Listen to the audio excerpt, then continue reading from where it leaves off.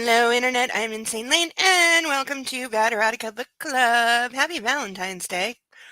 For those that it still is. Hello, Nightwolf. Oh, I'm glad you're here. Your duck is in pride of place. Need to crowd up a little on the duck stage because I didn't have time to make a new one this week. I had a lot to do. We do have a burn video tonight, which will be nice. I rushed my little butt off all day to get it finished, so I hope everybody likes. I think it came out pretty well. Though I will say, recording the worst lines from the book for the voiceover, not fun. Not one of my more pleasant 5 minutes. But we got there. So tonight we have a new book to start. Somehow it's appropriate that we're starting it on Valentine's Day. And we have our new wine glass. It made it, finally, the second time. Didn't get around to blinging it out yet. Still planning some of that. Hi, Deacon. We will be starting the second book after the first one ended abruptly. After somebody, probably Anna, made an attempt on Laura and her friend's life that failed. Massimo gets to act like he's all shaken and crushed, and how could I put you in danger, and what am I doing, and I have to let you go for your own good, or I'll get you killed. And then she blurts out that she's pregnant, and that's where it ends. We did screen the movie as promised last Sunday. So there was that. It was awful. The movie did make a few slight changes from the book, very slight. Mostly they dropped in like a 10-second scene to show that like even the police were afraid of Massimo or on his payroll or both. I'm not really sure. But to explain why she couldn't run away and go to the police for help basically was the point of that scene. That was like the only really significant change except the ending. They changed the ending to give it a little more movie suspense and drama, where it's just Massimo gets told there's about to be an attack on Laura. You see her car go into a tunnel and then doesn't come out, and that's how it ends. So you're supposed to be like, oh my god, is she really dead? It's like, there's 2 more movies. Who the hell is falling for that? Nobody is falling for that. Also, movie definitely just ran out of budget at the end because she's supposed to be driving a Porsche, and her and the friend are in the back seat of the same car they used in every scene that had a car. So they definitely didn't have the money to rent a Porsche or do a car chase scene.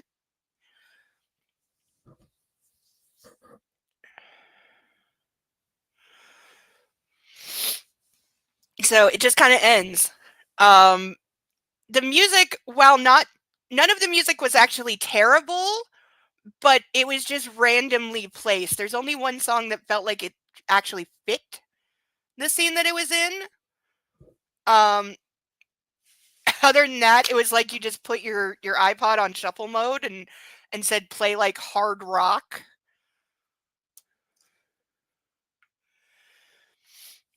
Oh, I've been run all day.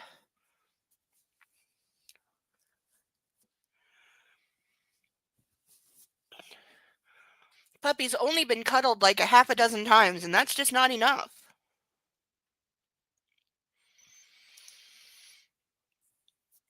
You know, for all of his puppiness. He is curled up asleep, but I assure you he will join us at some point. And probably rip a hole in the negligee that I'm wearing because it's all mesh and nice. Ugh. It's also a thing that's rarely out of my closet.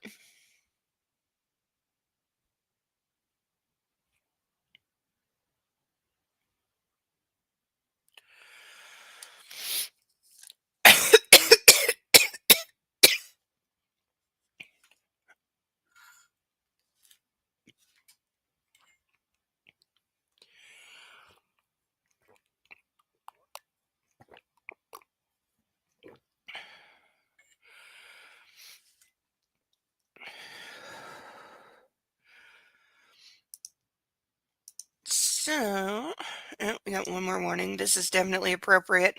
I am so afraid that this book is going to start the way the last one did.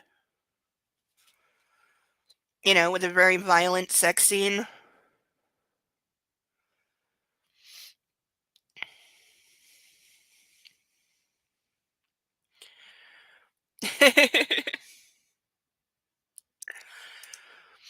But we shall find out soon. They're still getting married, of course, because they just have to get married in like I think where we ended, the wedding's in like 2 days. The secret wedding.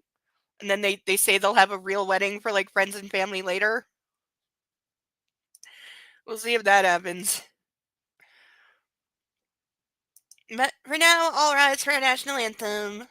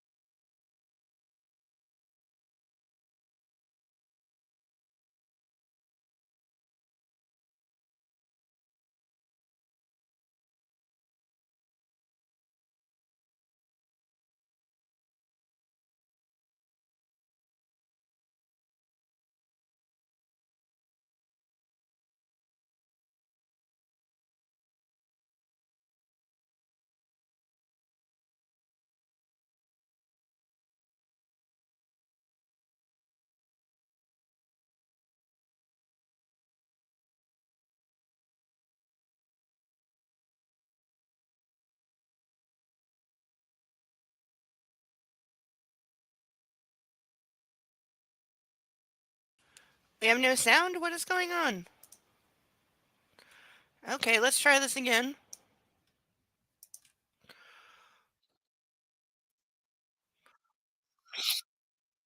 Making them a cup of tea. You say, if you're still struggling with consent, just imagine instead of initiating sex, you're making them a cup of tea. You say, hey, would you like a cup of tea? And they go, oh my God, I would Now love a there cup should of be tea, sound. thank you. Then you know they want a cup of tea. If you say, hey, would you like a cup of tea? And they're like, I'm not really sure. Then you can make them a cup of tea, or not, but be aware that they might not drink it. And if they don't drink it, then, and this is the important bit, don't make them drink it. Just because you made it doesn't mean you're entitled to watch them drink it. And if they say, no thank you, then don't make them tea. At all. Just don't make them tea. Don't make them drink tea. Don't get annoyed at them for not wanting tea. They just don't want tea, okay? They might say, yes, please, that's kind of you. And then when the tea arrives, they actually don't want the tea at all. Sure, that's kind of annoying as you've gone to all the effort of making the tea, but they remain under no obligation to drink the tea. They did want tea, now they don't. Some people change their mind in the time it takes to boil the kettle, brew the tea, and add the milk. And it's okay for people to change their mind, and you are still not entitled to watch them drink it. And if they are unconscious, don't make them tea. Unconscious people don't want tea, and they can't answer the question, do you want tea? Because they're unconscious. Okay, maybe they were conscious when you asked them if they wanted tea, and they said yes, but in the time it took you to boil the kettle or brew the tea and add the milk, they are now unconscious. You should just put the tea down, make sure the unconscious person is safe, and this is the important part again, don't make them drink the tea. They said yes then, sure, but unconscious people don't want tea. If someone said yes to tea, started drinking it, and then passed out before they'd finished it, don't keep on pouring it down their throat. Take the tea away. Make sure they are safe, because unconscious people don't want tea. Trust me on this. If someone said yes to tea around your house last Saturday, that doesn't mean they want you to make them tea all the time.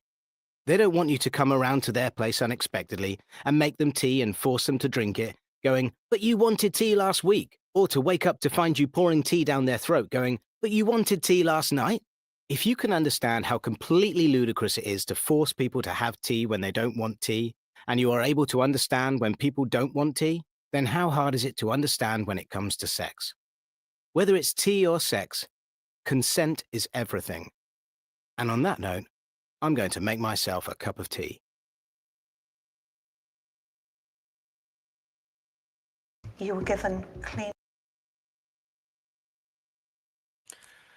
Why is autoplay a thing? Hello, everyone. Look who joined us. It's a puppy. Oh, for being made out of nylon, this is a very warm negligee. And now I have a very warm puppy on my chest. He was all snuggled. He was all snuggled up, weren't you, puppy? Yes, you were. You were just all snuggled. Yes, yeah, look at him. Yes, there's a puppy. There's a little puppy. There's a little puppy. Yes, he's so cute. Look at him, he's so cute. Yes, he's so cute. Yes, he's so cute. He's a baby. Oh, little baby doggy. Yes. But don't put me on camera. I don't like it. I'm a baby. Yeah, he's a baby. Yeah, you're not looking around my desk for food at all. No, he wouldn't do that. He's not that kind of a puppy.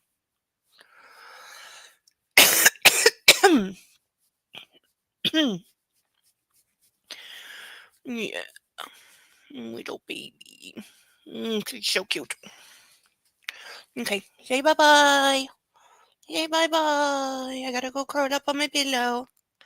Yes, I do. I go curl up on my pillow. You take a bite.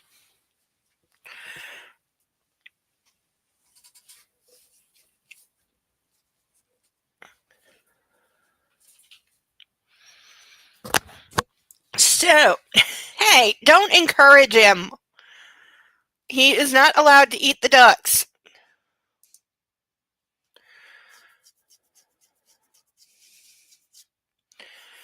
So, let's start off by introducing our ducks, of course. We do have a new duck from Night Wolf last night. Thank you very much for that.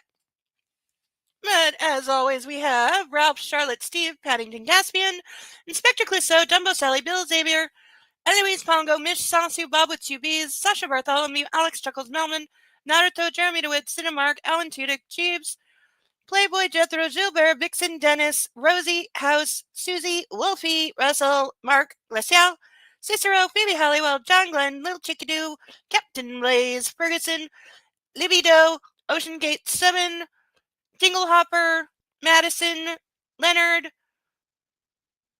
Jack, Jacquard, Lulu, Marty, and Akasha. I got through it. It's getting harder to get through all the ducks. But yes, we have 2 new ducks that weren't there last week. We have Clown Marty Duck and Queen Akasha Duck from Queen of the Damned. For anyone who knows that movie that totally kicks ass. Is it a little corny? Yes. Is it very gay? Yes. Do I love it a lot? Yes. And it does have some kick-ass music. Let's be fair. Let's be fair. It does have some kick-ass music. This is what I am wearing for Valentine's Day. There's pants under it, YouTube. Don't freak out. But this is what we're wearing. There's a little bow here. I don't know why, because it's black on black and you can't see that there's a bow.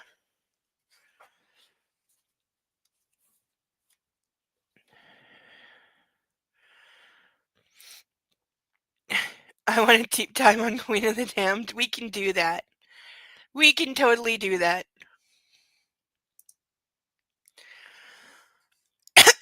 So, if anyone would like to... Very funny, Sazale.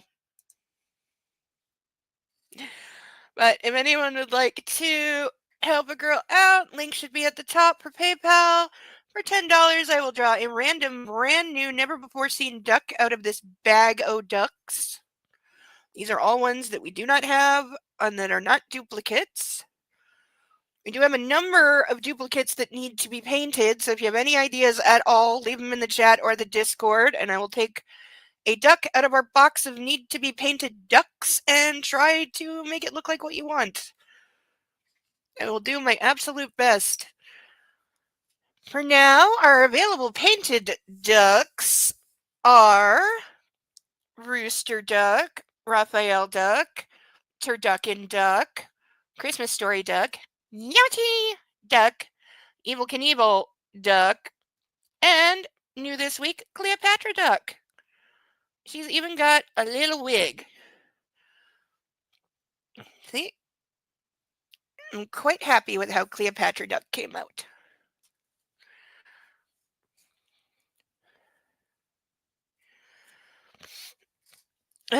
I base these a lot tonight. You're in the correct location. Okay. This is good. You've landed in the correct dimension. You've checked with the dragons.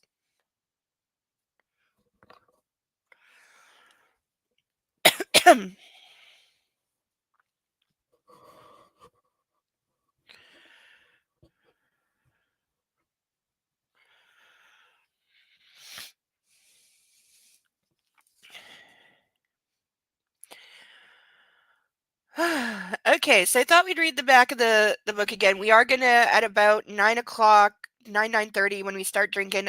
I am gonna play the burn video because I burned the entire last book. We still have our burn list. I didn't forget. I just gave it a fresh piece of paper.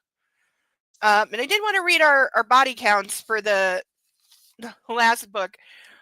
I didn't keep track of how many times we burned each one. I'm going to try to do that. But for the wrong spelling of cum, C-U-M-E, we had 20 times. The correct spelling, C-U-M, twice. Number of times she fainted, 9. Time jumps were not explained, 4. Times it copied 50 Shades was 48. And I'm estimating that we had about 50 to 60 burnings. Record is still 10. The record has been tied, but it has not been beaten.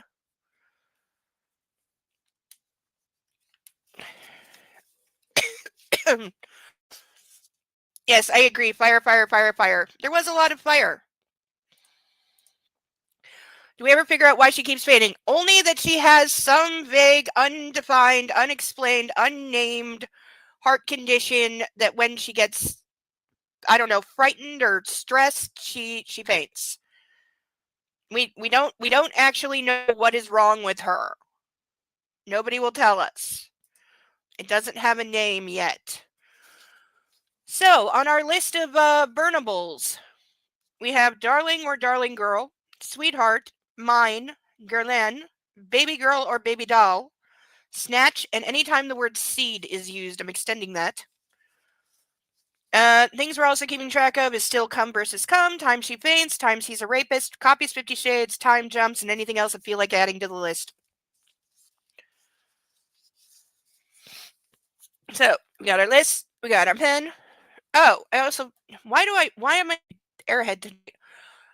In addition to sponsoring a duck for $10, you can also sponsor me for $25 to put these very real police issue handcuffs on for half the evening, or $50 for the entire evening if you would like to cuff me up in my sexy negligee. If that is your Valentine's Day fantasy, I am happy to oblige. And once it becomes drinking time, for $50, you can make a girl chug this glass, which will be filled roughly to here. And yes, it occurred to me that it's going to be harder to fill this to not all the way full because I can't see through it anymore. So I may draw a line on the inside of it at some point because it's regular color on the inside. It's only mirror finish on the outside.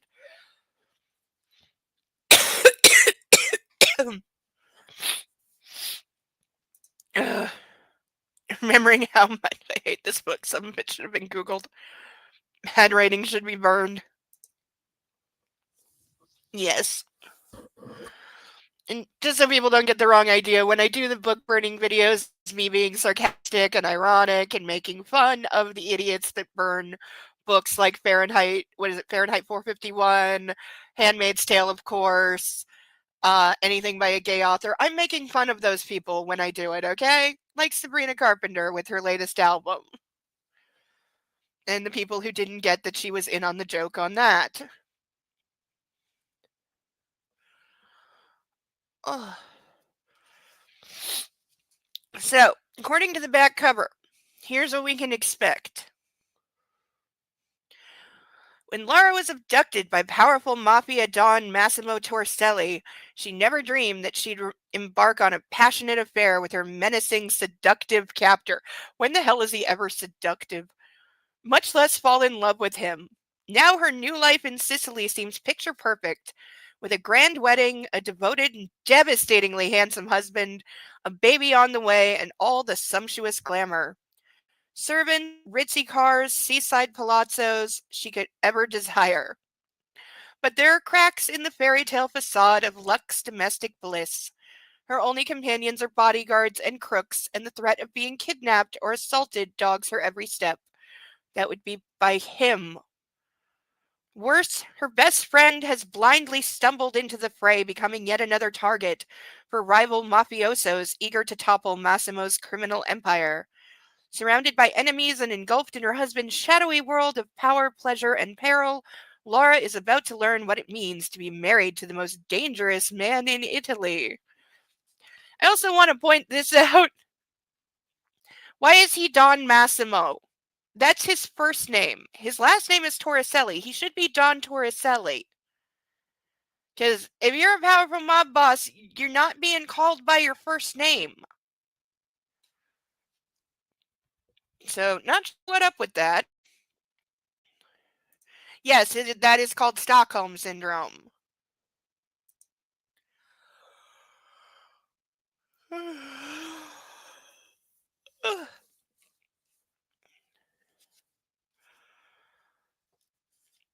So, here is the front cover. So, the first book was him, this one is her.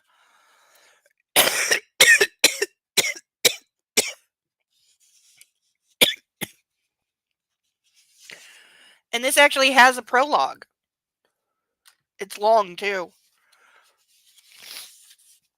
So, here we go. Prologue.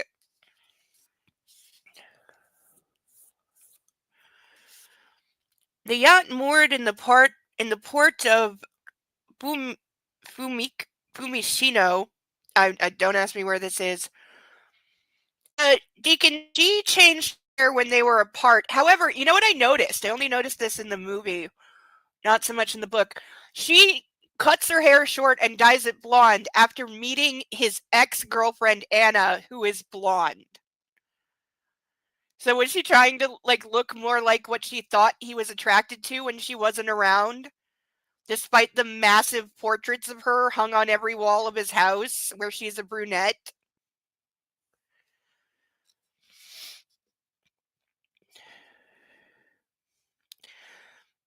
My lady's body double was still on deck. The woman's task was simple. She was supposed to stick around.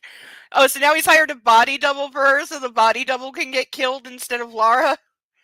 That's great. That's really great. Get Laura in the car and send her my way, I said as soon as Dominic picked up the phone. He was in Rome. Thank God, he sighed. She was starting to get on my nerves. I heard him closing a door. She's been asking about you. Don't come with her, I said, ignoring his words. We'll meet in Venice. Get some rest.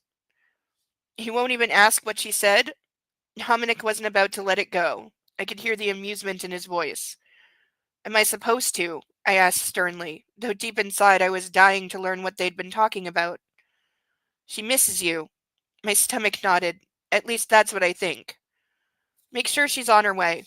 I hung up and looked out to the sea. Okay, so we're going to say that he's probably sent her away, for her own good, and he's not letting her know where he is because he's too dangerous to be around, blah, blah, blah. That woman was making me panic. Again. The feeling was too alien to figure out its root. I couldn't keep it in check. I dismissed the girl who was supposed to stand in for Laura, ordering her to keep close by. There was no telling if I'd need her again. Matteo's information was accurate. After having his hand shot through, Flavio returned to the island. So far all was quiet, as if the Nostro debacle hadn't happened. The fragmentary intel I was getting was not enough, so I sent my men to scrounge up more data. They confirmed Matteo's version.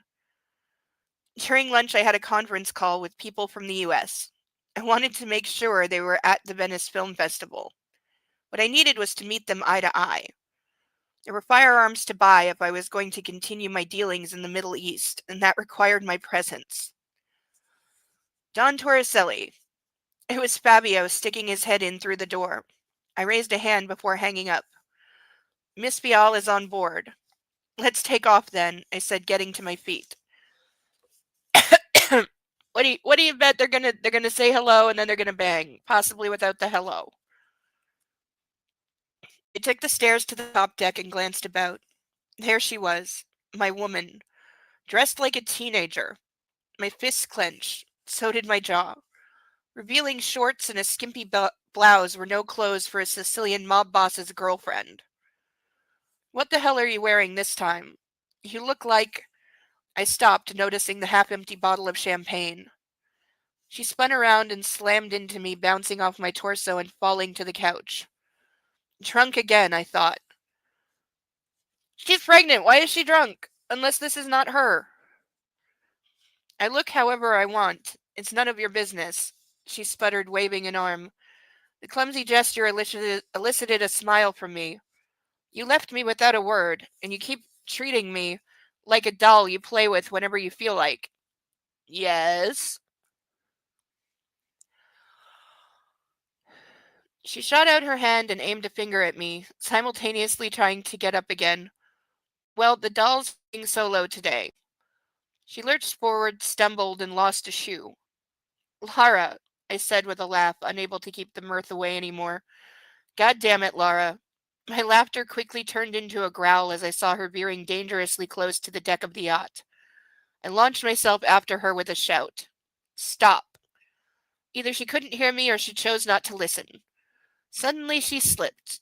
The bottle fell from her hand, and a moment later Lara bumped into the railing and tumbled down into the sea. Wait, is this the scene we already read? This is where she falls over, supposedly drowns, he saves her. Why are we reading this again? Is he dreaming this? Is he having a flashback? Oh, fuck no. I started running. I kicked my shoes off and threw myself after her, diving into the water. We were lucky the Titan was at its lowest speed and Laura fell to the starboard instead of the back where the engines were. A moment later, she was in my arms. Unfortunately, Fabio saw the entire thing and immediately stopped the boat. Fortunately. He threw me a lifeline and yanked us both back to the yacht. Laura wasn't breathing. Okay, so what? She can't swim? Her shoes were too heavy? What? Frantically, I started giving her CPR. All the pressing and breathing into her mouth wasn't doing any good. Breathe, goddamn you. Because we just couldn't avoid that line. I was losing her. I kept pressing her chest harder and harder, breathing air into her lungs faster and faster. Breathe, I called out in English, irrationally thinking that maybe she'd do as I asked if she heard a language she understood. Suddenly, she gasped for air and threw up. I stroked her cheek, staring into her half-conscious eyes as they tried to focus on my face. I took Laura in my arms, picked her up, and headed towards our cabin. Should I call a doctor? Theo asked. Yes, send a helicopter. I had to take Laura below deck and make sure she was all right. Well, she probably just aspirated, so no, I wouldn't think she's all right. Hello, Ironton Auditor. Drive by liking, thank you. It's very sweet of you. Yes, the author was definitely drunk while writing a lot of this. It would not surprise me at all.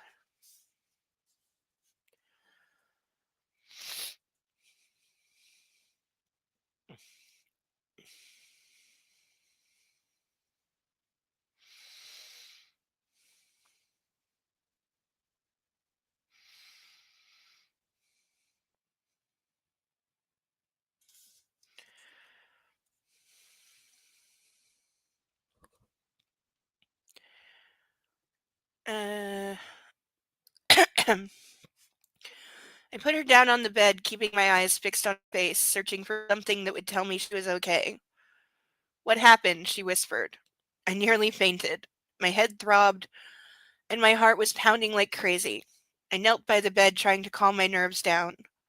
You fell from the deck. Thank God we weren't going faster and that you fell on the side of the boat. Still, you nearly drowned. God damn it, Laura, I feel like killing you myself now.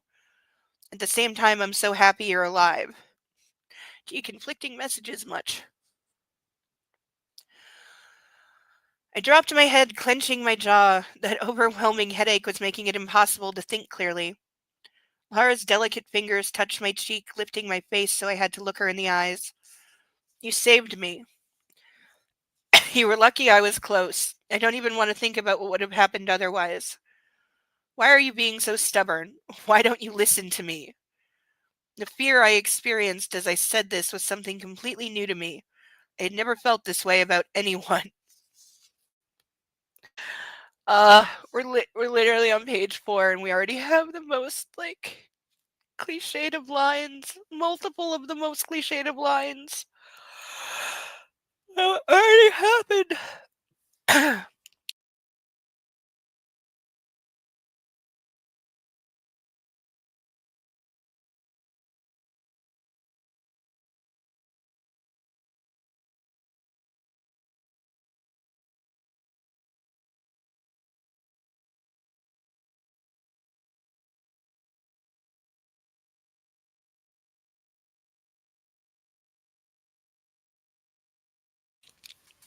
Okay, I could almost breathe now. Uh,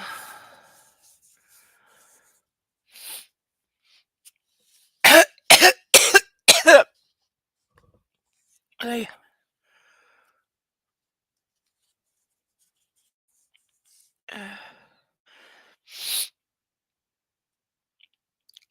uh, if it only fucks with your head a little bit less than a lot. More than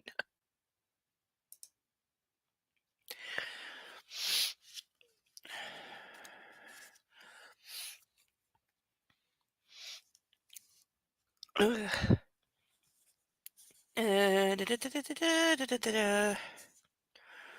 I'd like to take a shower now, she said. Why is that always her first instinct? Something awful happens, he's being an ass, and she wants to get naked in front of him. I nearly burst out laughing then. She had nearly died, and the only thing she could think of was all the salt water on her skin. I couldn't believe it. I was drained, and I didn't feel like fighting. The only thing that counted was her being close by, so I could smother her with kisses and protect her from the entire world.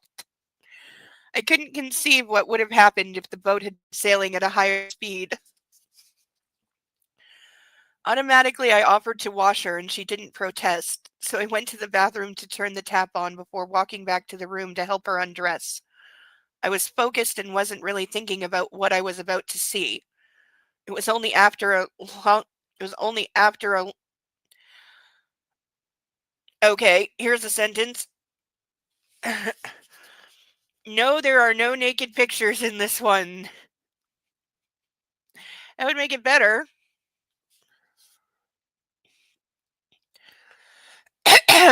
Here's what happens when you translate something from another language. It was only after a longer while that I realized there she was, naked, laying on the bed. With a jolt of surprise, I learned that it wasn't making me feel like I had thought it would. The only thing that counted was that she was alive. I picked up Laura and went to the shower. The water was hot. As Laura's back rested against my chest, I pressed my face into her hair. I was angry, scared, and more than a little grateful. There was no need to talk, and I definitely didn't want to fight now. I just basked in her presence, unaware of my thoughts. She put her cheek against my skin. Laura had no idea that that had happened over the last few days happened because of her. And meanwhile, it dawned on me that everything was about to change now. Business would grow difficult because my enemies had already learned about my weak spot, the petite woman I was holding now. I wasn't ready, and nothing could make me ready for what the future had in store. Slowly, silently, I washed her body. I didn't get an erection, which seemed to surprise her. I didn't even try to touch her in any way that she might have interpreted as erotic. Press X to doubt.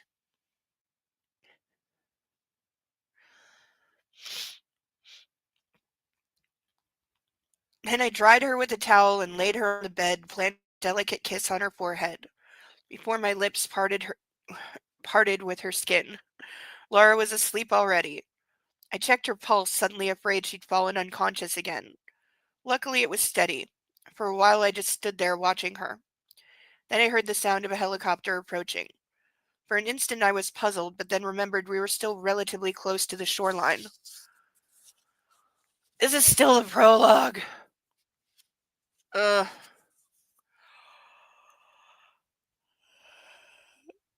Ugh. Having read Laura's medical files, the doctor said her life wasn't in any immediate danger. I thanked him and returned to my cabin. The night was warm and quiet was what I needed the most right now. I snorted a line and helped myself to a glass of my favorite liquor before stepping into a steaming hot jacuzzi. Coke and booze, this is how he unwinds. Then I sent away all staff, ordering them to stay out of sight, and relaxed, delighting in my solitude. I didn't think about anything in particular, anything apart from the calm around me and at least seemingly inside of me. Yeah, because that's the effect cocaine fucking has. Known to be a fucking relaxing drug. Like, you couldn't have Googled the effects of cocaine?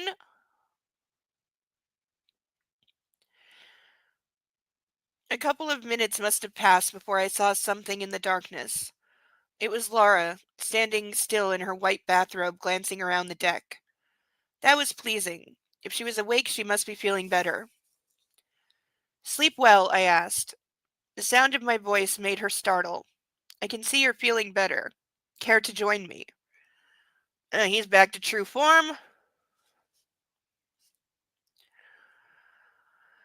She took a moment to think, keeping her eyes fixed on me. It didn't look like she was trying to decide what to do.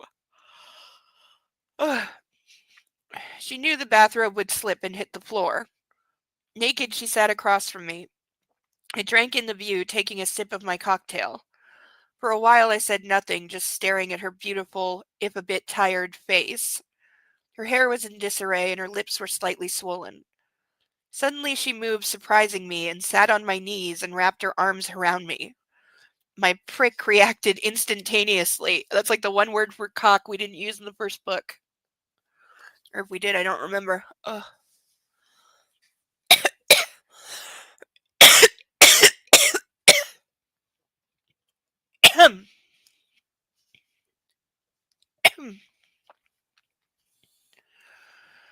As her teeth bit into my lower lip, I lost it. What is with the biting of the lips in these books? Somebody always does it. Whether it's him or her, somebody always does it. In a terrible erotica book, somebody is always biting somebody on the lip. Knock it off.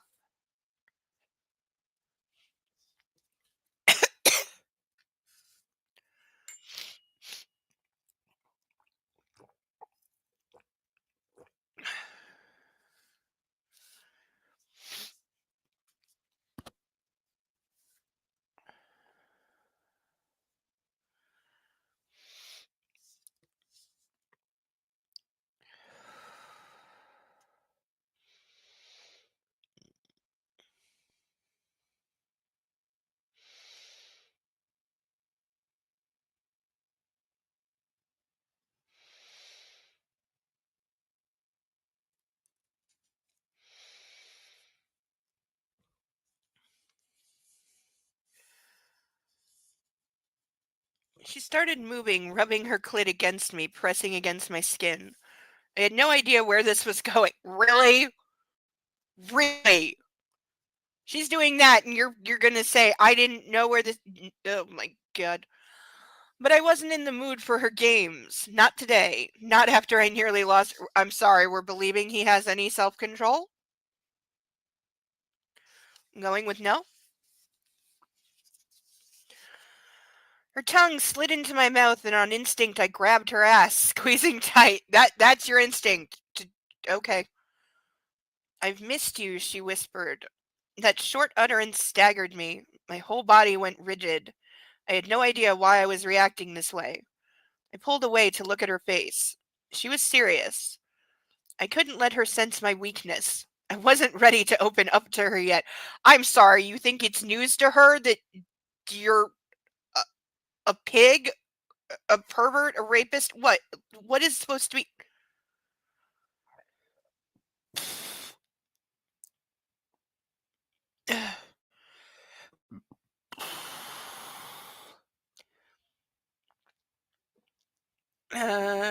Especially about the fact that I didn't know what was happening to me.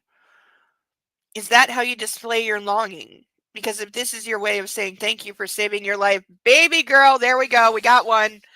We got one. Our first one. Page 7. We get to play with fire. And that's one.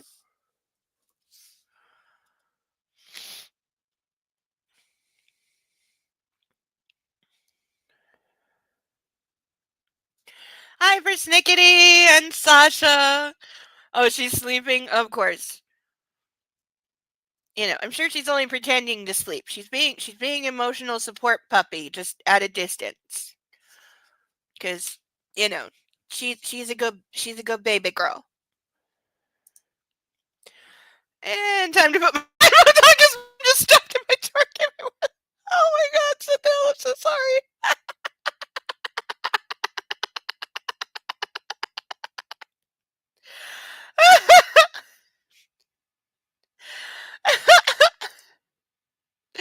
Now I have to mention a scene from Sinners. I bet she will let you put your finger in her mouth when she sees how much money I'm about to pay you. Yep. Oh yeah. Yeah. Oh, we know she is a material girl. Because she likes it when he, you know, takes her on shopping sprees for clothes and shoes and designer handbags and bullshit.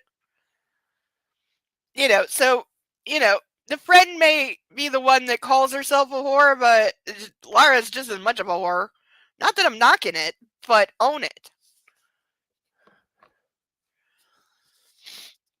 Oh, and in the movie, the friend is the best actor out of anybody in the movie. The two leads are decent actors. I'm not saying they're, like, bad, but you can only do so much with what you're given. He is not particularly a great actor. He doesn't have a lot of range. I get why he was cast in the role, and he fits it, certainly. She does not, in my opinion. She really doesn't. But he does.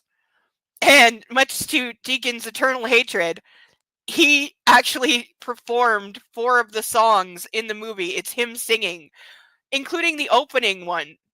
And weirdly enough, I went back and I found a copy of that song just to listen to see what I think of his voice. He's actually got a really good voice. I don't know how much it's auto-tuned or manipulated, but if that is genuinely him singing, which IMDb says that it is, he's actually got a really good voice.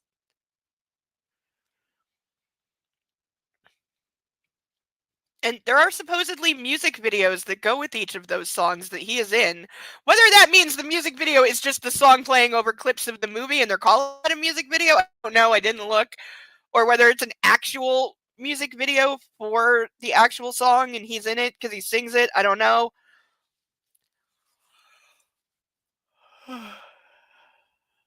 Ugh. But like I said, none of the songs were bad. They were just in the wrong places and didn't fit what they were played over. I didn't like every one of the songs. I think my favorite is definitely, out of the movie, definitely the one that plays when her and the friend are at the spa, because I think it's the best song, but it's also the only time that it mostly fit the scene. You know, it was appropriate to what was being shown on screen. Every other time it wasn't. The other songs were very simple, very repetitive, and it was just, you know, they were trying to tell you that the sex is hot. The problem is the sex is not that hot. There's a lot of it. There's a lot of sex, but they went for quantity over quality for sure. And the other thing, the sex is where these two people are supposed to connect. That's where they're supposed to fall in love, that they are both like deep sexual animals, and that's the thing they have in common, and that's what bonds them, is they're both ferocious in bed, and now they've kind of sexually met their match, and that's kind of what bonds them. Here's the thing, though. Here is every sex scene in the movie. They'll make sure your headphones are on good. To be honest, I think he's a good artist that tried to make a way. Yeah, I'm not. Everybody in the movie was putting in effort, except for the production and the budget. But the actors were all putting in effort. Nobody was phoning it in, that's for sure. I'm not knocking any of the actors. I'm just saying they're in a terrible movie with terrible, terrible, terrible, terrible dialogue. They're all doing accents that are not theirs. He's the only one doing his own accent because he actually is Italian. Yet, according to the book, when he speaks English, he should be speaking with a British accent. Movie didn't do that, probably because guy in movie can't do that. But the woman playing Laura, who is supposed to be Polish, does not sound Polish at all, and you can hear her French accent throughout the whole movie that she's desperately trying to hide, and failing to do so. But it's fine. It doesn't make any difference. Yeah, terrible script. That's the problem. Terrible script, terrible dialogue. That's what it comes down to, and no budget. The lack of budget seriously showed. If you're going to make such a fashion-heavy movie, and like every major brand is name dropped in the book several times. She's supposed to be a total clothes whore. And I'm sorry, but you can't fake a Dior dress. You can't fake Givenchy boots. People know what those brands look like. So when she's dressed off the rack, when she's supposed to be wearing a $5,000 slut dress, you can tell that it's not a $5,000 slut dress. It's $50 from JCPenney. You know, you can't fake that.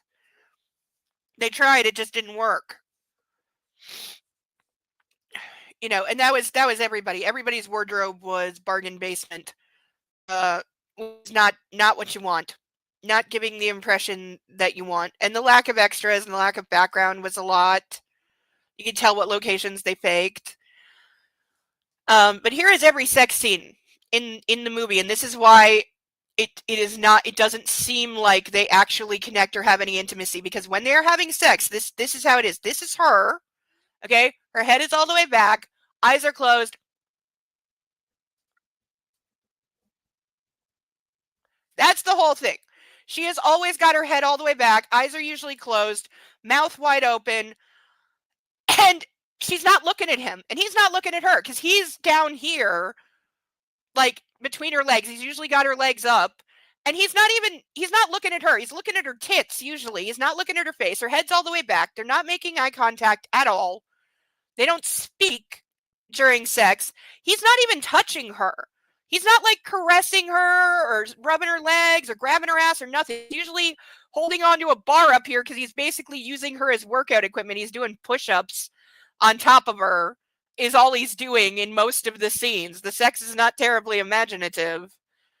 But it does just look like he's working out most of the time. But he's not looking at her. He's not touching her. She never touches him at all. The only place they're connected is, like, the penis in the vagina or wherever he's putting it. That's the only place they are physically making contact, is wherever his dick is. Other than that, they don't touch. They don't touch. They don't connect. I don't even think they kiss. I genuinely don't think they kiss the entire movie. You know, so it's like, there's no intimacy at all. I don't even believe that the sex is that good, because it's just violent and pounding and like overwhelming and rough. Like, once would be great, maybe twice, but after that, you know, things downstairs can get a little sore for a girl. I don't know if the same is true for guys. I would imagine friction is a thing. But, you know, your pussy's going to want to break after a couple pound sessions. So, no, you're not pounding it like 10 times in one day like they show. That's not happening. You will break things.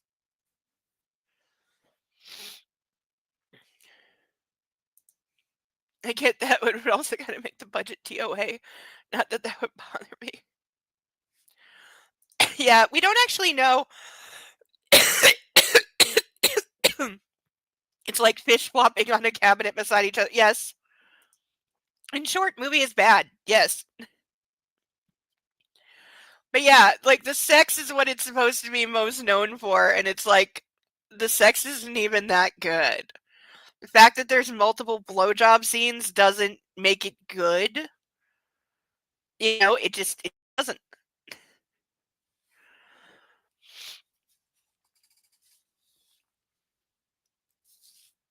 You know, or the fact that, like, every song they play over the sex scenes is, like, shouting the word fire or the word burning, because it's supposed to make you believe that it's, like, really hot, and it's like, I'm sorry, it's just not.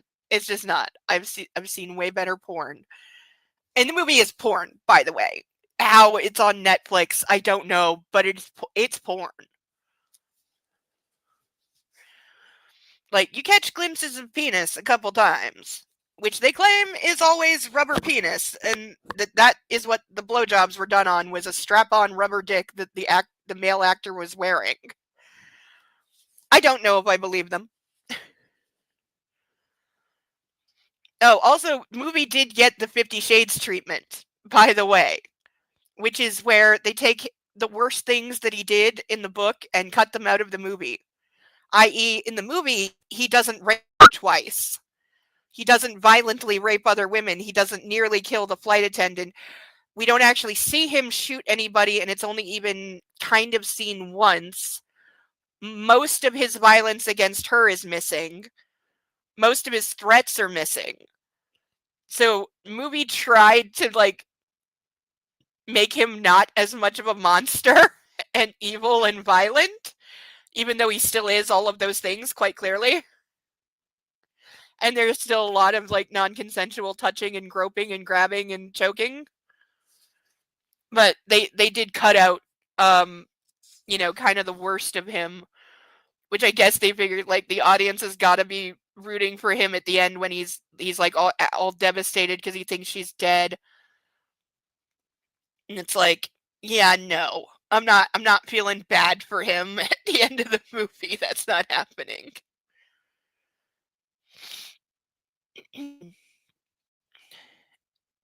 If this is your way of saying thank you for saving your life, baby girl, I can't accept it. I won't do it with you until you're absolutely sure you want it. This is a huge lie. I wanted her to pull away. I needed the feeling of discomfort to vanish. She sent me a look full of reproach, but the feeling inside me didn't dissipate. It was only getting stronger. What the fuck is happening? Oh, what? Is the Grinch's heart growing 3 sizes? He's actually attracted to the woman he wants to fuck and not just thinking of her as a fuck doll? And he's confused by this? I'm not sure.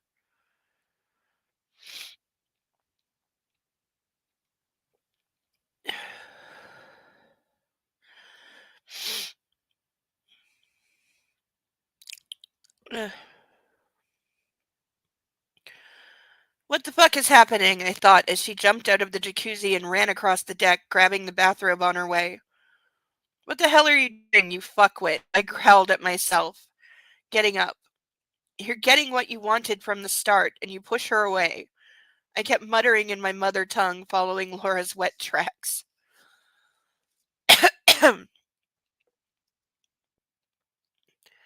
My heart was pounding because deep down I knew what would happen when I found her.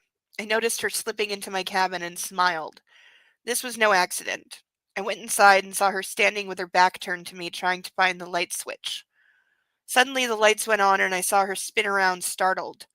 I slammed the door, paralyzing her with the loud bang. Oh, great. Now he gets to be evil, of course. She knew it was me. I killed the light and approached her, untying the bathrobe in one swift pull, letting it slip to the floor. I waited patiently. I needed to be sure of what I was doing, even though for the first time in my life I had no idea. I started to kiss her, and she kissed me back passionately. Next line's going to be, and then she got on her knees. The cover art is making your skin crawl of half a face of a blonde woman.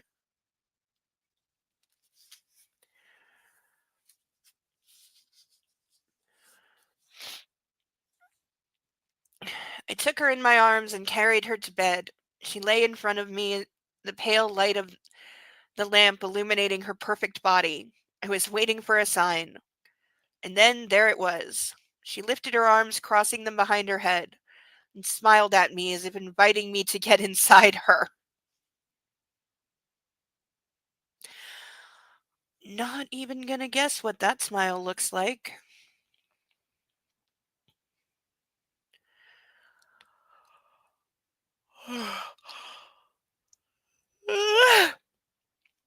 If we do this now, I won't be able to stop. You know that, right?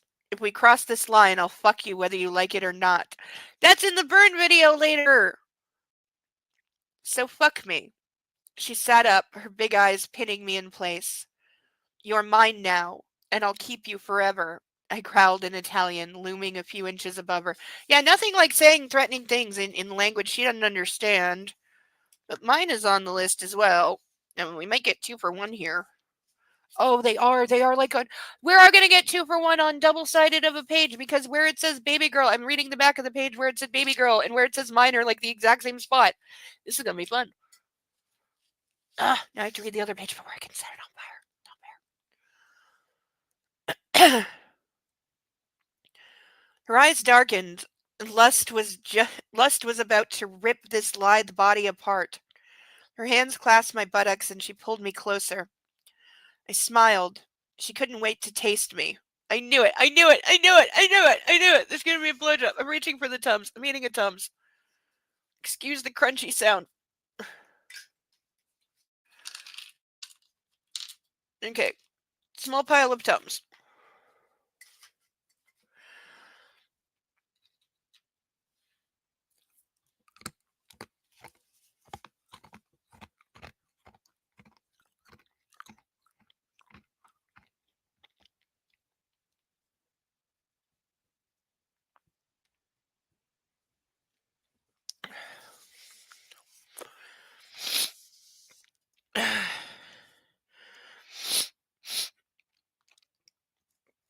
Oh, here's a line.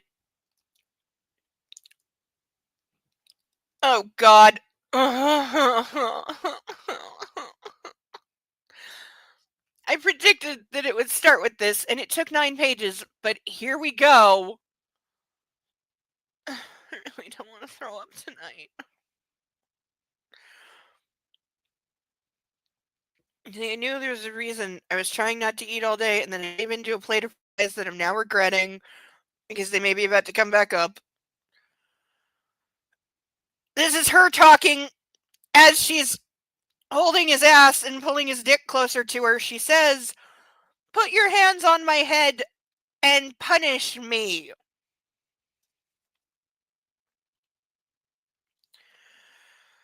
I reserve the right to die.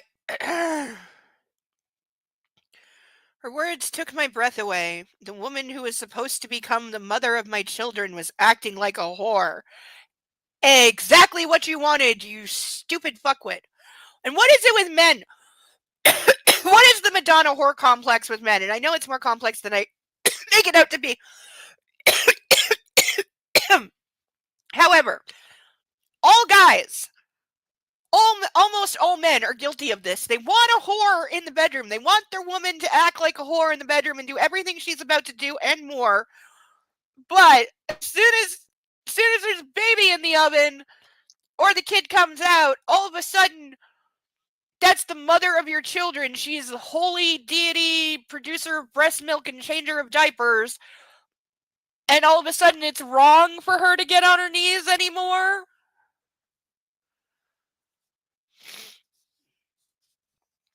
Like, I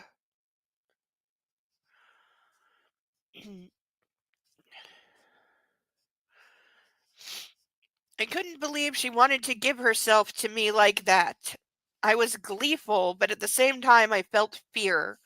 It was terrifying just how perfect she was. Dude, no, because you've had this. Are you asking me to treat you like a whore? Is that what you want? You can't just treat her like your girlfriend? Like, why do you have to treat her like a whore because she's giving you head? Why does that automatically go whore territory? Like, she can't just be your girlfriend giving you a blowjob. Hi, puppy. Mommy, your voice is doing that stressed out thing that I'm supposed to listen for, and then you cuddle me, and then your voice doesn't do the thing because I'm a puppy. Yes, and petting me makes the whole world better because I'm a puppy. And petting me. And I yawned my stinky puppy breath right in your face. Right? Yeah. You think so? He's pretty sure that he's a puppy. He used to think he was a kitty sometimes. Now he's pretty settled on puppy. He's not falling asleep. No, his little eyes aren't closing at all. He's not falling right back to sleep at all. Not at all. He's not a sleepy baby dog. No, no, no, no, no. Of course, puppy power. All the power of puppy. Yes, because you are the most powerful puppy, aren't you? Yes, you are. Yes, he's a good boy who takes care of mommy, just like Sasha and Butters. Hey, shout out to Butters. I know you will kill the duck. I am Team Butters, and I want a picture of that thing in pieces once he conquers. Okay, I kind of have to finish reading the book. So I need my hands back. This is when he pretends he can't hear me. Because if he can't hear me, then I can't put him down. Of course he's trying. The duck is holding his treats hostage, therefore it must die. Yes, don't worry. I would never put your treats in a duck. Because you would just chew the shit out of it to get to the treat. He'd chew his way through a redwood tree if it had chicken in the middle. Wouldn't you? Yes, you would, because you're a very good chewer. He is a very accomplished chewer. It's something he does well. That and wagging his tail.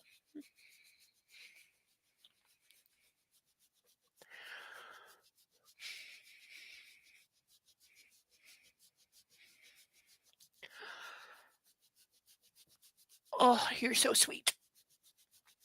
Yes, you are. You're so sweet. Okay. I love you. I love you, you stinky little thing. I think I'm going to take you in the shower with me tomorrow, huh? You like that? You want to get in the shower with me? Yeah.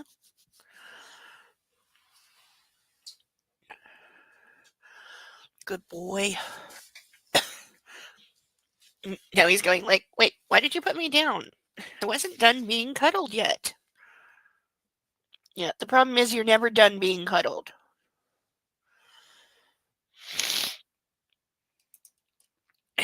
Animals who can understand languages, a lot of animals can.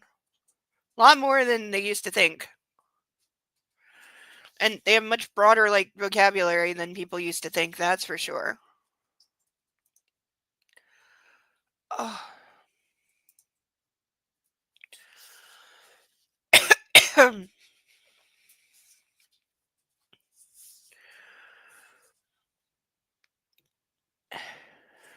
We're highlighting the treat me like a whore line. We have a new highlighter. I found one that's half full. So this should get us through the rest of the series.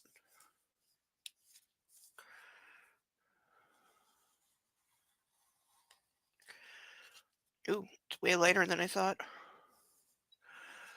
But that's possibly just because the tip is really dry, because this hasn't been used in forever. So it might just take some time.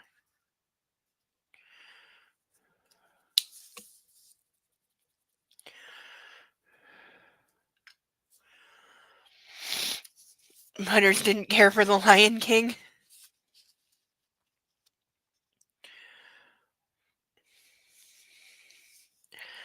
Yes, Don Massimo. Her quiet words and her submissiveness woke the demon in me. Oh God, oh God, oh God. Why? I felt all my muscles in my body tense. I was calm, though, in control.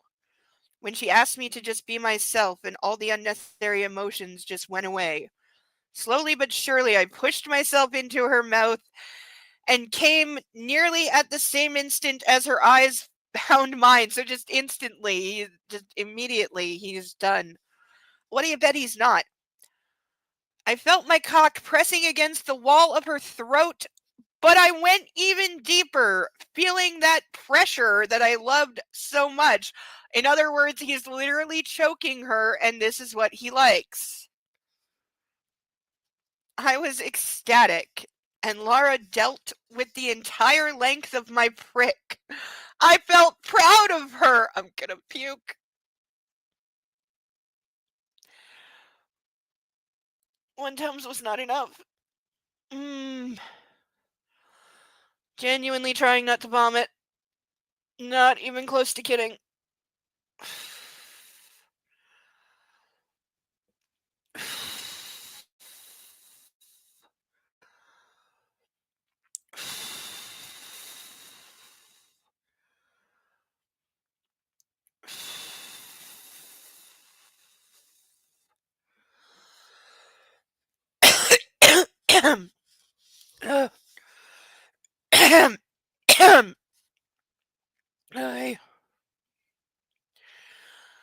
My hips started thrusting slightly just to see how much she'd take.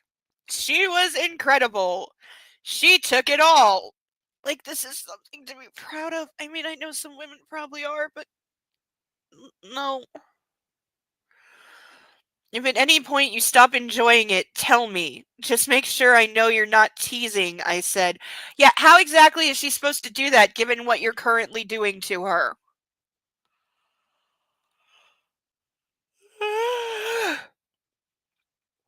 There was no resistance on her part.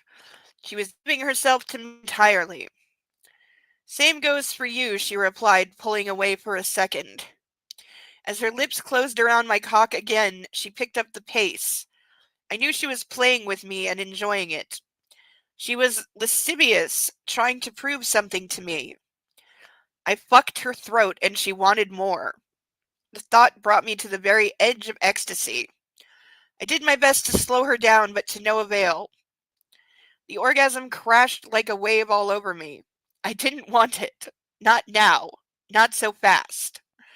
I pushed her away, heaving and trying to stem the tide of cum.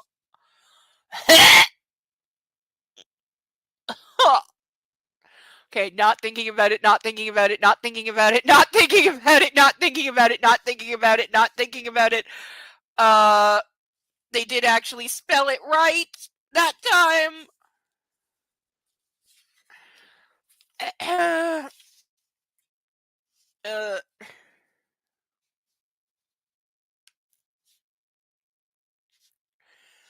That's one for correct spelling. We'll take a stretch break when I get to the end of the prologue, which is in like 2 pages. And yes, we are about to play with fire. Nightwolf, are you trying to make me puke? Are you trying to make me vomit? Because that's not very nice.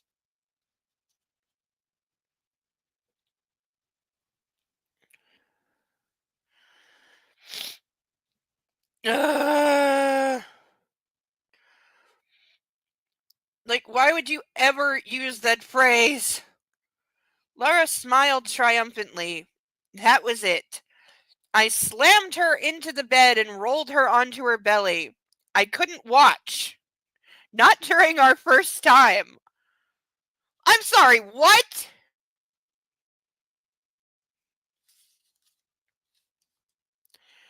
Yes, this is just the prologue. Nightwolf, what are you being grumpy about? I was deliberately not thinking anything about sex, because that is what I need to not think about. At least not while reading this.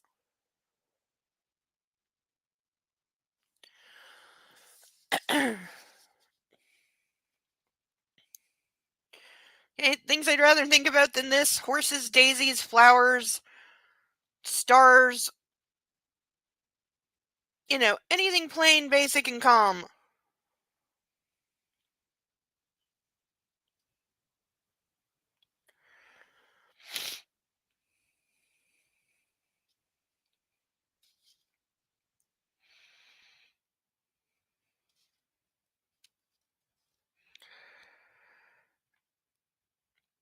I didn't want to come again so quickly, and I knew that was going to happen if I saw the rapture on her face.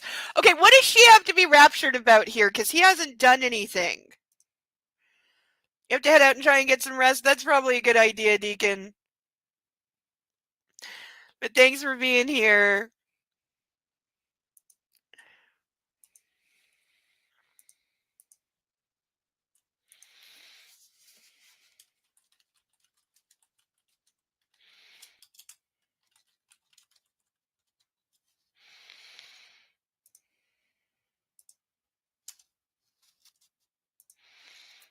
Yes, the book is poo. This is truth.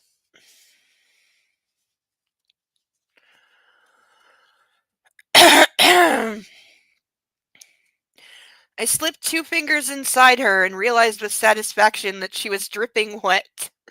Laura moaned and writhed beneath me, and I went out of my mind again. I grabbed my cock and slowly slid it into her tight snatch. There we go, there we go, there we go. There's another one.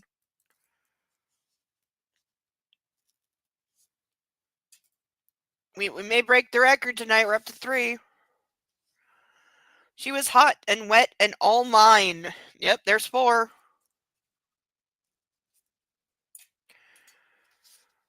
I could feel each inch of her sex-starved pussy. I'm sorry. How do you tell? There's at least 2 men in the chat. So Sadale and Nightwolf.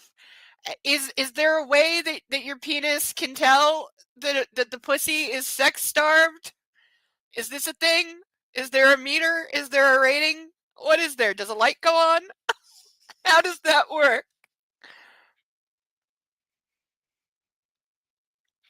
I pushed myself all the way in and clung to her, freezing in place. I wanted to savor the moment.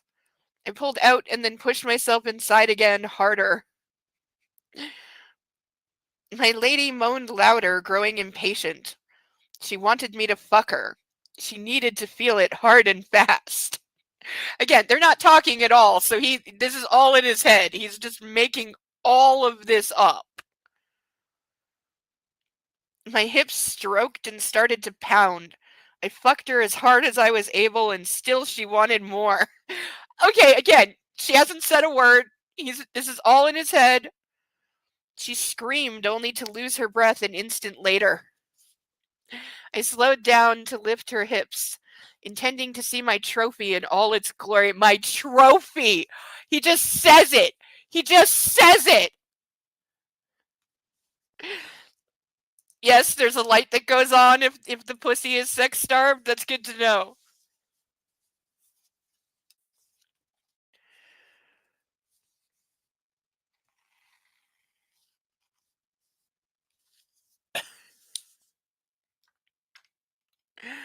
But before we continue, we are going to go back and go for a 2 for 1. Because, yeah, the mention of baby girl and mine, they are literally, they're the same word play. They're in the exact same place on the exact same opposite sides of the page. Oh, that's lovely. All right, so here we go. Oh, wait, I haven't been keeping up on the burn list. Oh, I gotta remember to do that. Okay, so we've got 2 for mine, 1 for Snatch, and 1 for Baby Girl. All right, our inaugural burn. First burn of the new book. No going back. Not that we want to. But here we go. Let's go 2 for 1. 3, 2, 1, fire.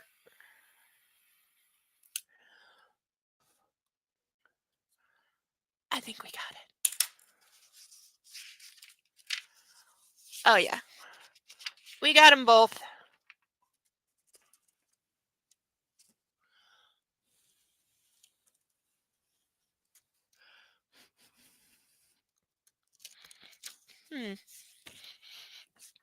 This one smells different. Or maybe it's just not been on fire enough yet. But we got them both.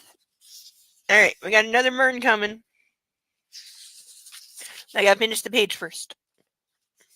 And then we gotta burn across 2 words in 1 line. I'll probably do that in 2 short bursts, because otherwise I think the whole book might go up. Because it still catches on fire pretty easy.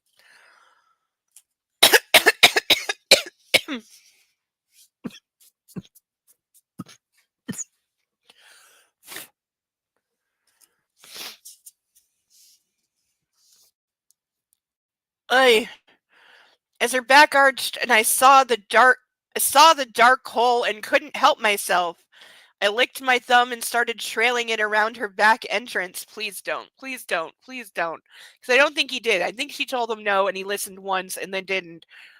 Or this is revisionist history. Who knows? Don Massimo, she moaned, suddenly afraid, but didn't move an inch away. I laughed. Don't be afraid, baby girl. There we go. We're not even out of the prologue, and I'm up to 5 on.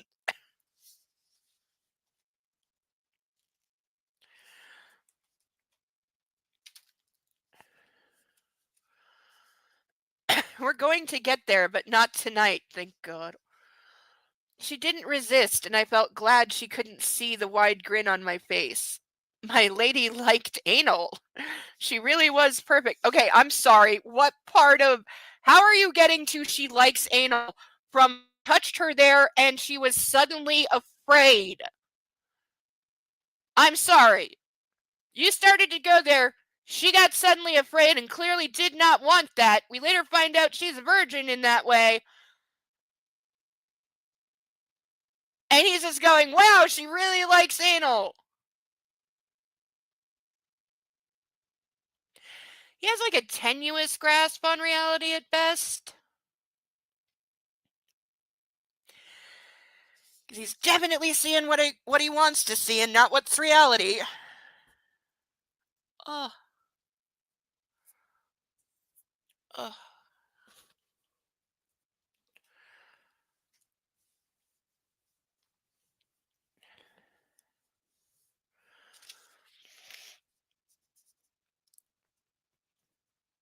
She really was perfect.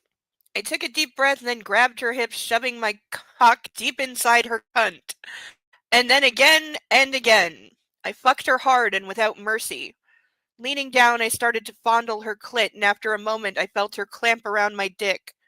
She pushed her face into the pillows, screaming something I didn't understand, and I charged in even harder, feeling her climax. I couldn't stand not seeing her face after all. I needed to see her orgasm. I wanted to see the relief in her eyes. I turned her over and clung to her. How is he magically spinning her while she's still, like, while his dick is still in her? Because, like, again, try it with dolls. Wrapping my arms around her body, fucking her like a whore again. When did you stop? Then I felt her spasm rhythmically. Those two words do not go together. Her eyes glazed over, her lips parted, but no sound came out.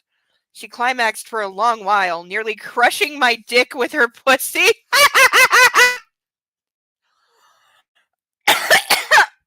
See, this is why I think the author is a virgin, because she clearly doesn't know how pussy works. Because, you know,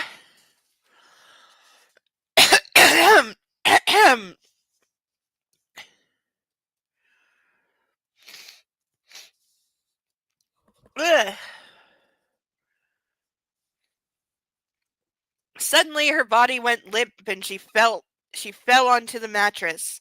I slowed down, allowing my hips to keep gently stroking. I reached for her wrists. She was exhausted. I pinned her arms above her head. She was going to resist what I was going to do now. So he's preemptively. How is it getting worse?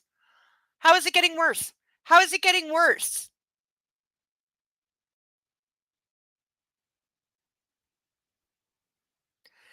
He's anticipating she's going to resist him, so he's pinning her wrists down above her head when she's exhausted and spent. I really thought we'd at least make it to the first chapter before I put a tick next to he's a rapist. Apparently not. That line ain't escaping.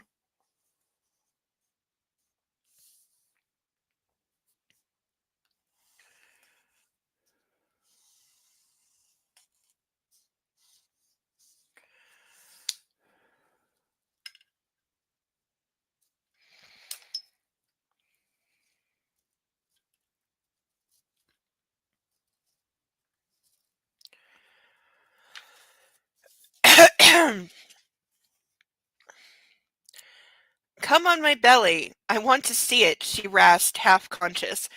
Ew, ew, ew, ew, ew. Spelled it wrong, and ew.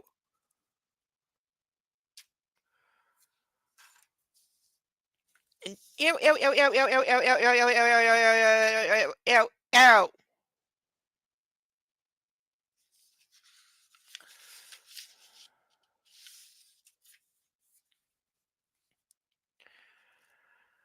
No, I replied with a smile and started to fuck her again.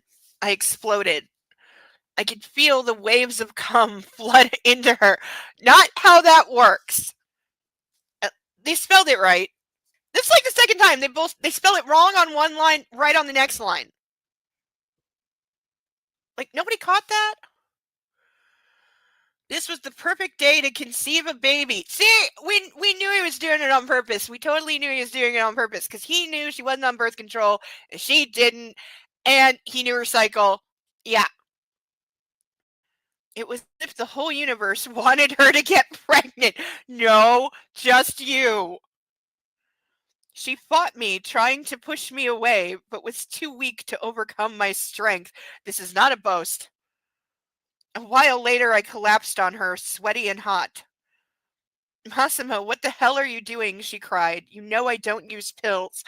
Girl, he's already fucked you like 9 ways from Sunday. Like, why is it erotica authors never know how sex and pregnancy actually work? Because him coming inside her for what, like the 5th time? That it doesn't work that way. It is not by accumulation.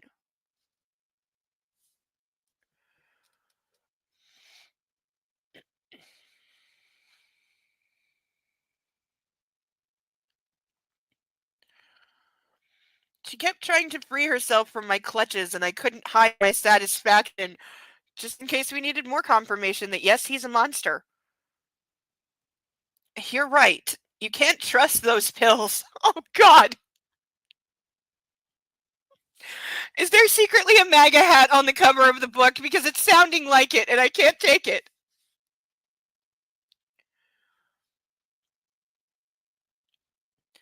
But you have a contraceptive implant, see? I aimed a finger at her arm. The tracker I had ordered implanted inside her was very similar in size to the contraceptive implant like the one Anna had. That's why I knew she'd fall for it. So yes, confirmed that it was bullshit. It was always a tracker. He was lying from day one, and that he had every intention of knocking her up because then she wouldn't leave him.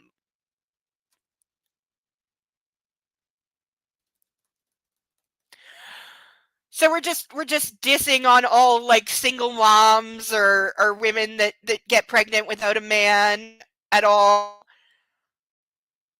Or, you know, career women that just have a baby by themselves because that's totally allowed. But no, if I knock her up, she has to stay with me. She has no other choice.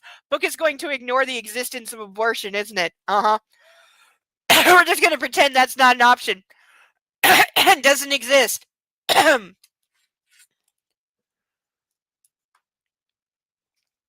You know, and you can say they're both Catholic or whatever, which is possible, because also, that was a weird thing in the movie. He's an Italian mob boss, and yet he's got all these tattoos, which already is weird.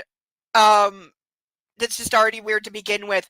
But he has a lot of Catholic tattoos, including, I don't know if any of these are real. There's one on his chest that I think is definitely real, that is the actual actor has that tattoo. Because it's somebody's name on his chest. I couldn't make it out because it's like in cursive, and but I think that one at least was real. There are a number of tattoos in the movie. Again, some of them were definitely real, some of them were not. But I did note one, and I'm really curious if this one was real or not, because he had the one of the papal symbols. The character is Catholic. I don't know if the actor is Catholic, but he had the crossed keys on his back upside down, which is the mark that was given, I believe, to Judas in the Bible. He was branded with the triumphal keys upside down to mark him as a traitor, basically.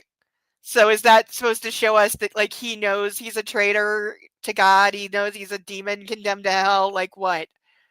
And then, of course, we have the ultimate cringe line of the roommate, because Laura's telling the roommate that he's like a god. He's like got the perfect body and he's amazing. And the roommate's like, did God shape his dick too? And she's like, no, the devil. And I'm like, I'm sorry, that's not nearly as sexy as you think it is. And the Bechtel, why can I not have words? I'm not even drinking yet. Also, it's 9:30 and I'm not drinking yet. Chat, you are letting me down here. You're supposed to tell me these things. You know I don't notice, but we're getting through this prologue, and then I'm going to pour a drink. But yeah, this stupid ass line about like the devil and just, oh my god. It was so bad. It was all so bad. I'm going to have to go back and highlight so much of this. Ugh.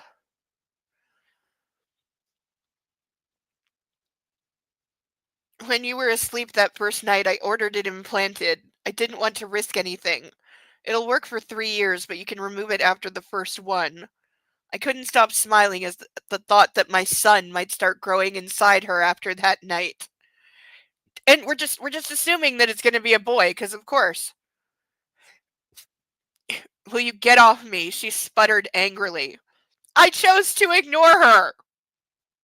I'm putting 2 marks next to he's a rapist for that. Unfortunately, I won't be able to do it for a while yet. It would be hard to fuck you from a distance. I flicked a strand of hair from her forehead. When I saw your face for the first time, I didn't desire you. I was terrified by that vision. With time, when your portraits were all around my house, I began to notice the details of your soul. From a portrait that you dictated to someone of a woman you hallucinated while dying.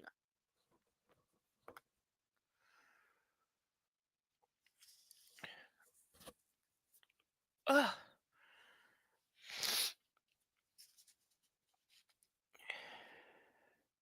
You have no idea how perfectly they reflect the real you. You and I are so alike, Laura. There's a move right out of the Kidnapper's Handbook. You and I are the same. If I was even able to love, this was the moment I fell in love with the woman lying beneath me on the bed. I looked at her, feeling something change inside me. That first night, I stayed beside you and watched you until morning. I could feel your scent, the heat of your body. You were alive, real, and you were right there next to me. Later that day, I couldn't leave you. I felt an irrational fear that you wouldn't be there when I returned. I had no idea why I was saying all that, but I just felt the need for her to know everything about me. There was fear in my voice. On the one hand, I wanted her to fear me, but on the other, I needed her to know the truth. End of prologue. That was all the prologue. We got some burning to do. Okay. We got 2 for 1. We got 2 on the other side.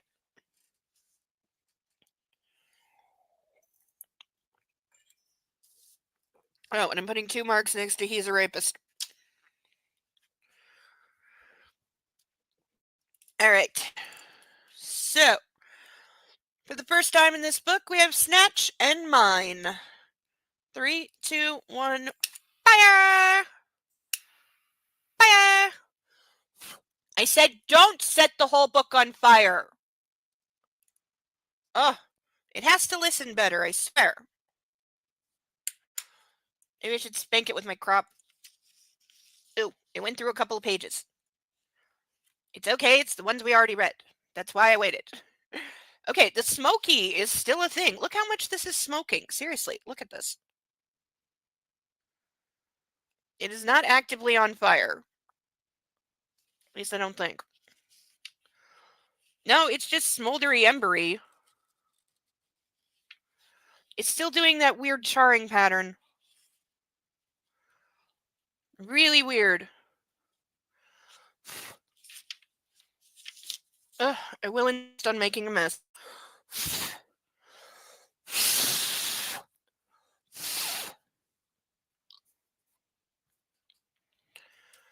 Whew. A little hot. Alright, and for the second time, baby girl. 3, 2, 1, burn. Okay, it's hard to see where it's on fire sometimes. See, look at the charring. What is that? I feel like that's not normal. And yet I had so much difficulty getting it to fucking burn. Alright, was that it for the prologue, or did we have one more? We did not. We did not. Alright, so we're up to 5 burnings. We are going into chapter 1, but we are taking a stretch break, and we're going to watch the burn video!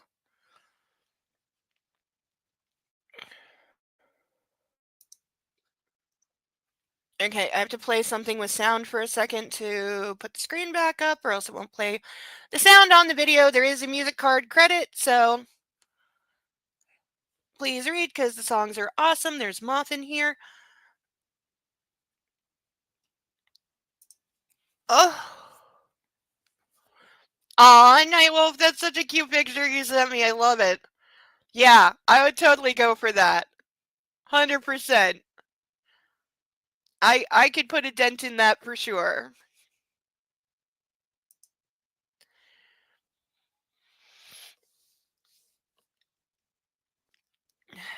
All right.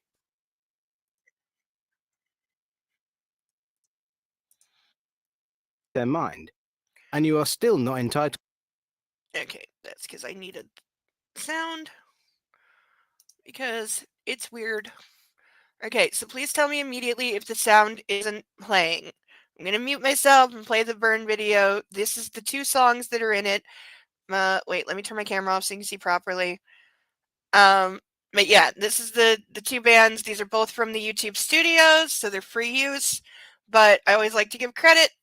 So here we go. This is the first 365 Days book being burned in entirety. And yes, things got very, very smoky in my bathroom. I really gotta bring a fan in there when I set things on fire. But here we go. I'm gonna pour a drink while this plays.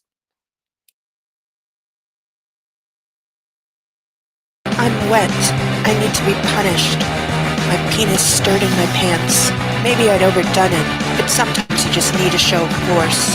She did as she ordered without hesitation. You don't have any idea what's coming, darling, I thought.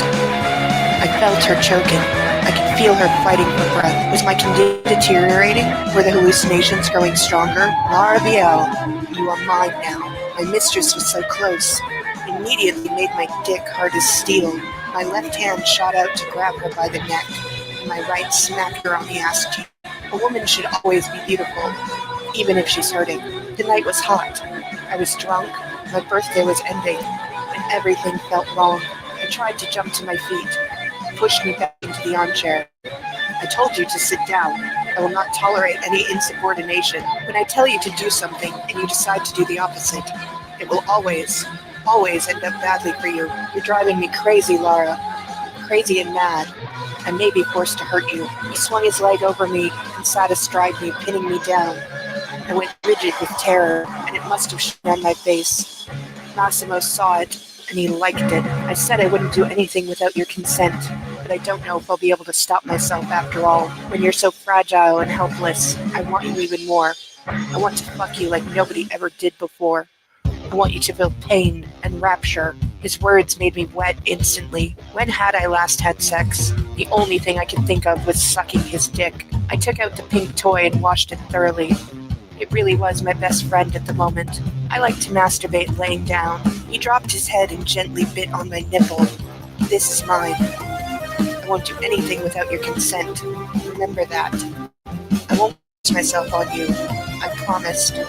It's hard for me to control myself, but I won't rape you. I screamed, helpless, balling my fists. If this is your way of disciplining yourself, I can gladly hit you harder. You'd like to slap me in the face? I needed to escape him. I ran down the stairs. Why are you being so stubborn? Why don't you listen to me? If we do it now, I won't be able to stop. You know that, right? If we cross this line, I'll fuck you whether you like it or not. I couldn't help but think how cruel, brutal, and ruthless Massimo could be. I'm going to lay you on the table and take you. I'm never made love to anyone. I only fucked. And I liked it. I knew he was a wild animal, ready to pounce, and that the attack would come any time now. I can change for you. I won't change for everyone else. If I want something, I get it. I would have kidnapped you that day or some other. It was just a matter of time. I loved rough sex, and the threat of it was something I treated more like a promise. I wasn't asking for your permission, Laura. I was informing you what I'll do. I'm not going to be gentle. All my anger will focus on you, and I'm afraid you might not like the way I'll treat you. Massimo tightened his grip on my throat and pressed himself against me. I'll treat you like a whore. Do you understand me, Laura? And even if you change your mind, I won't stop. He always turned me on when he was so commanding. I liked it that he didn't ask my permission, instead just telling me what he was going to do. I need to get inside you. I'll go crazy if I don't. His hard cock resting on my buttocks. I don't want you to. I know, he said, and impaled me. Fucked me hard, violent.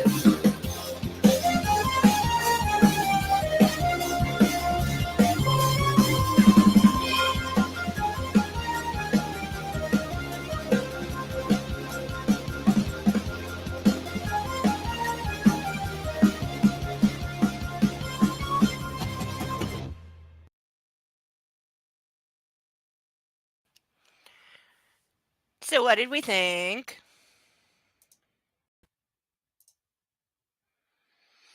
I worked very hard to get that done today. And if you're wondering why it ends abruptly, it's because I could not breathe. Let's just say with the door closed, the bathroom was a lot smoky.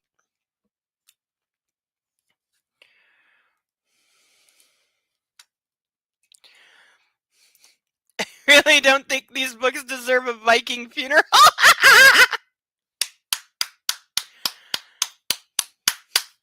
I never even thought of that. I totally love it though. But we have our inaugural glass of wine. I'm pretty sure it's always hard when you change wine glasses because it's not.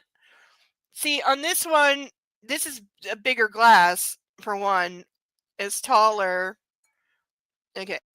When they're both level, they look like this. So yeah, this one's taller, but also I could fill it to the bottom of where it says Game of Thrones and know that that was like the halfway point. This doesn't have that. I'm gonna have to add it, but look how shiny it is. Look how much is reflecting my screen. Holy cow! I'll have to be careful of that. Next week, this will be blinged out. There will be bling. I just really, really didn't have time. But I think I've got it filled to approximately the same place with the same volume. I'm pretty sure. Or as close as I can. So, this is our inaugural drink from our brand new book club glass that we worked very hard to get. And though it has taken 2.5 weeks, I'm finally getting a refund on the one that got stolen. I had to argue with the seller for like a week and a half, and they were being jerks, so I had to go over their head. But it should, in theory, I should get my money back in about 5 days, which is good. But for now, let's see. First drink, new book. Yes, I'm not going to R-word you. Several lines of I'm going to R-word you later. Yes! That is, now that I saw the movie, I have discovered the very great pleasure of watching other people react to this movie for the first time, because I couldn't watch any of those till I saw it. You gotta watch some of those. They are the funniest shit of people who don't know. Some people don't even know that this was a book before it was a movie, so they're really blind. And yeah, just watching people react to the movie. One of them, they were playing a drinking game that they didn't understand. Oh, by the way, I went on one of those sites that an AI site that will generate a drinking game for any movie that you tell it to. Told it to make one for 365 days. Here is what an AI generated program came up with. Take a shot when a woman is scared. Take a shot when a woman is threatened. Drink once when a woman is touched against her will. Drink once when a woman is kissed against her will. Drink once when a woman is forced to do something she doesn't want to do. That is what AI came up with when asked to make a drinking game. The more common one was every time Massimo says, "Are you lost, baby girl?" Every time there's a sex scene. Every time Massimo tells Lara not to push him. Every time Lara does push Massimo. Every time an obnoxious song comes on. And finish your entire drink the first time that Massimo and Lara have sex. I did not look to see if there's a drinking game for the second one because I didn't want it to spoil anything. But before we watch the movie, I will be looking to see if what drinking game goes with this, as I'm sure that there is one. Yeah, it does sound like alcohol poisoning. Several of them do come with warnings that say, like, have a preset of drinks, have, like, you know, safety things in place, eat food. So, our first drink, unfortunately not being chugged, darn, but our first drink in our new glass, new book, and it is still Valentine's Day. So what else can we drink to? Of course, here's to love.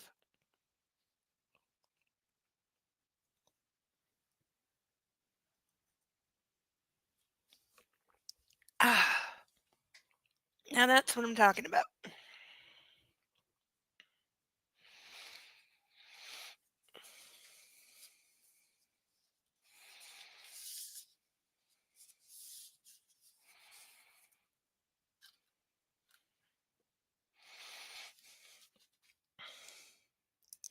Can I convince you to cover the cover?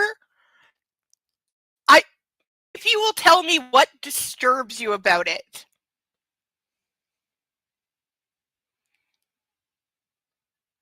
Is it because she looks like a doll? Is it because it looks like a photo of an actual fuck doll? One of those real dolls?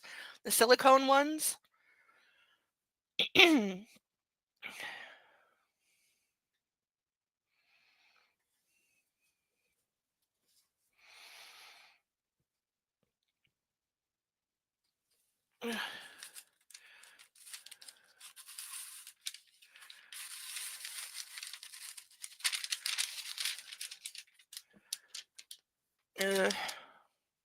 Nope, that is coffee stains.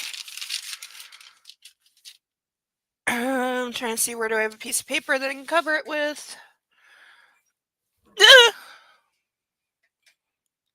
Okay, this cord doesn't reach that far.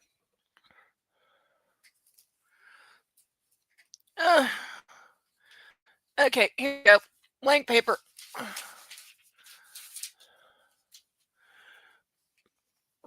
Oh, come here. Last one I'm always bird. Okay, screw it. We'll go with line.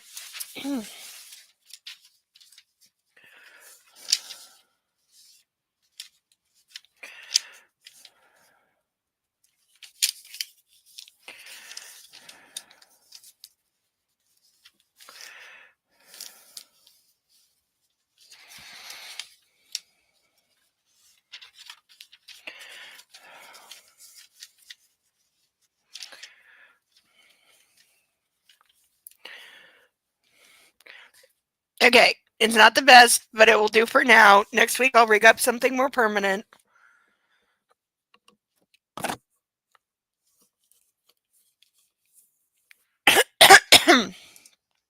Yes, it looks like a fuck doll. You can make a real person look like that unless it is a fuck doll. It might be.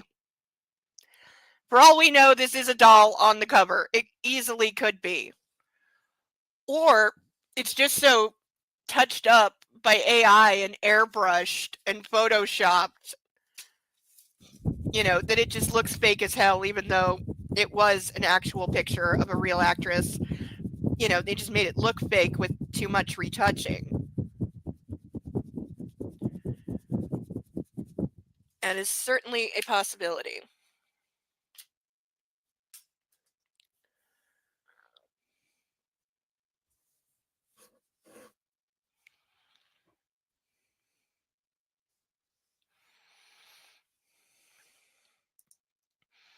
Bad book with worse cover art, yeah.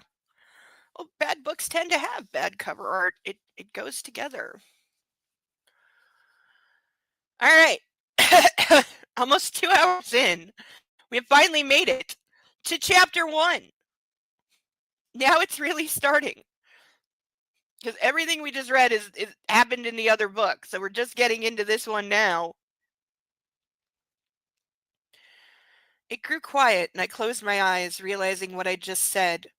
It was another one of those times my mind only wanted to think something, but mistakenly ordered my mouth to voice the thought. Oh, okay, so we're picking up literally right when she's blurted out, "I'm pregnant."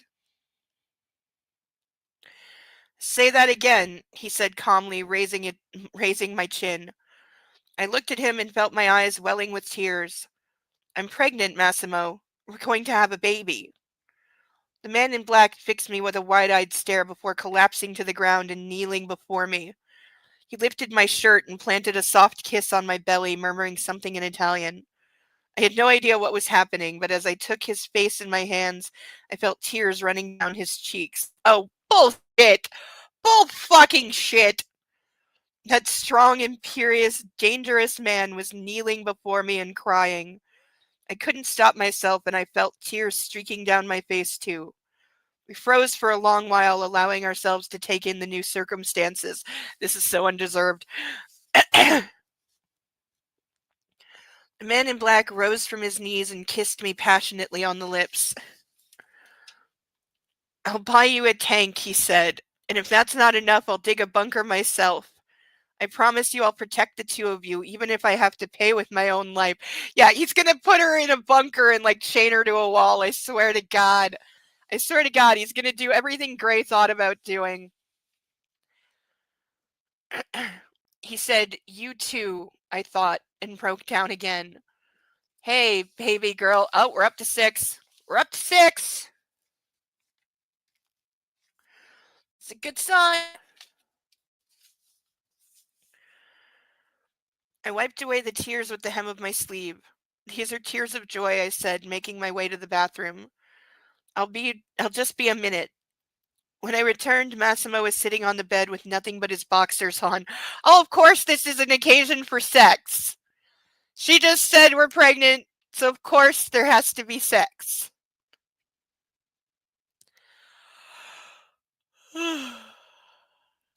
Ugh. Then he got up and crossed the distance between us to plant a kiss on my forehead. "I'll take a shower. Don't go anywhere." I lay down, snuggling against the pillow and analyzing what had happened. I'd been aware the man in black I hadn't been aware the man in black was even capable of crying, least of all out of joy. A few moments later, the door to the bathroom opened and he appeared in the doorway, naked and dripping with water. Of course. Slowly he made his way to the bed, allowing me to drink in the sight of him before laying down next to me. "When did you find out?" he asked.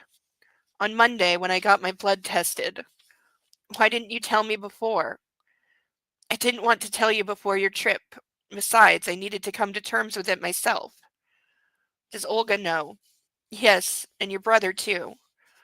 Massimo frowned and rolled on to his back. Why didn't you tell me Dominic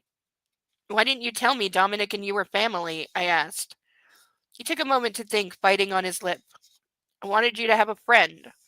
Someone close, who you'd trust. If you knew he was my brother, you would have acted differently. Dominic knows how valuable you are to me. I wouldn't have anyone else taking care of you when I was gone." It made sense, I thought. I wasn't mad and didn't hold anything against him. "So, are we calling off the wedding?" I asked, looking him in the eyes. Massimo rolled to his side and stuck to me with the entire length of his body. "You're joking, right? The child needs to have a full family. And a family is 3 people, remember?" He started to kiss me gently. "What did the doctor say? Did you ask him if we can..." Yeah, here we go.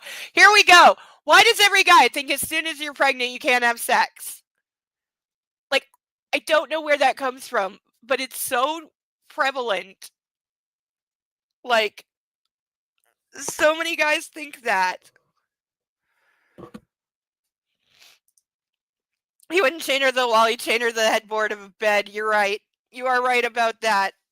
All right, I need to be right back. Okay. Bio break. I'll be right back.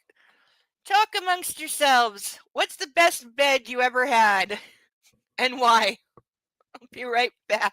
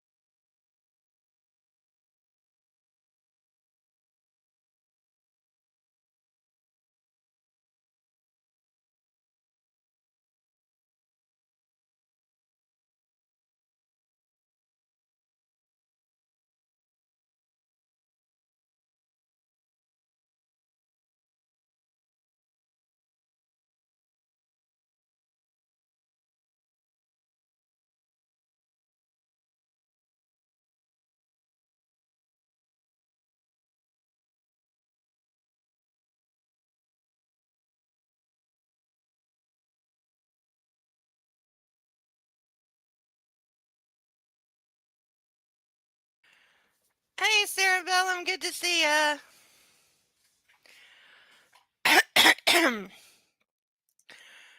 Current one where I can elevate it when my husband snores. This is good. This is good.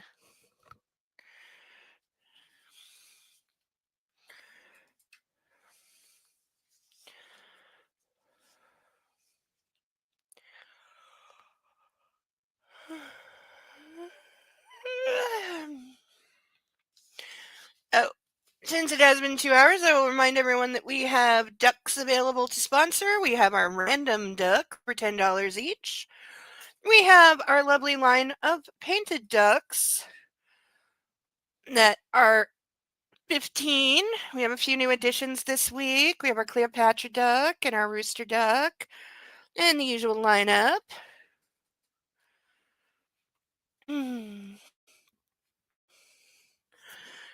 We still have handcuffs for $25 for the rest of the evening.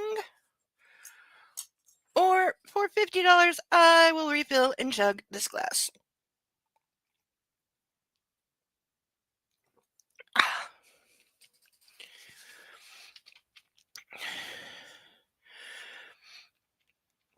So they're sharing the happy news that they're about to be parents and he wants to get some.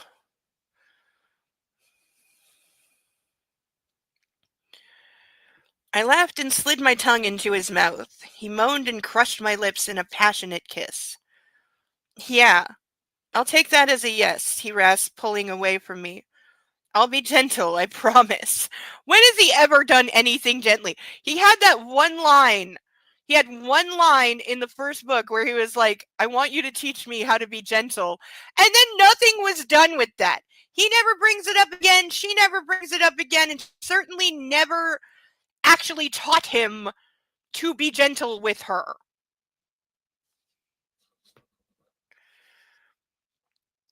He reached out to the nightstand and turned off the TV, plunging the room into complete darkness.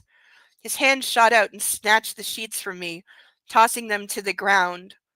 Before it slid His hand shot out and snatched the sheets from me, tossing them to the ground before it slid beneath my blouse and pulled it off, meaning he ripped it off. Massimo's hands explored my body, gently touching my face before trailing down and clamping onto my breasts and squeezing. Yeah, that sounds so gentle. His head followed his hands as he pinched my nipple between his teeth and sucked. Yeah, this is sounding so very gentle. A strange feeling overcame me, a kind of pure ecstasy that I'd never felt before when someone did that. Massimo didn't rush it. He took his time, savoring the different areas of my body. His lips flew from one nipple to the other, only to venture back to my face, kissing me passionately on the mouth. I could feel his cock swelling slowly as it rubbed against me with each motion of his body. A while later, I started to grow impatient. Horny and starved of his attentions, I took over the initiative. I wanted to have him. Oh my god. Sharing the happy news with who? Hasn't she been kidnapped? How do you explain that kind of meet cute to your mom? Yeah, also, I don't know how much of the prologue you heard, persnickety, but we got it from his point of view that, yeah, the night that he knocked her up, that, yeah, it was fully intentional. He knew it was the right time. He lied to her intentionally about the birth control. Yeah.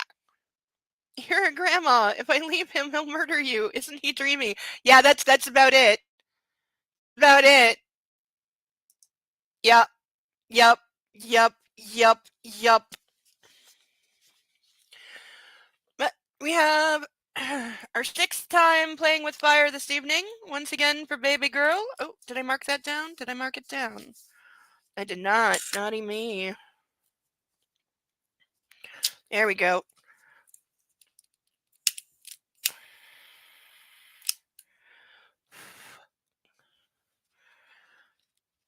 That's better.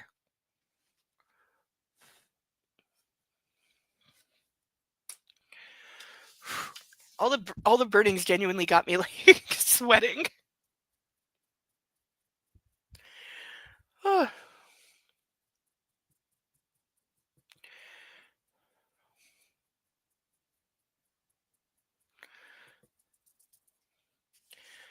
Okay. Smother. Yes, that went through several pages. God, this is what it looks like already.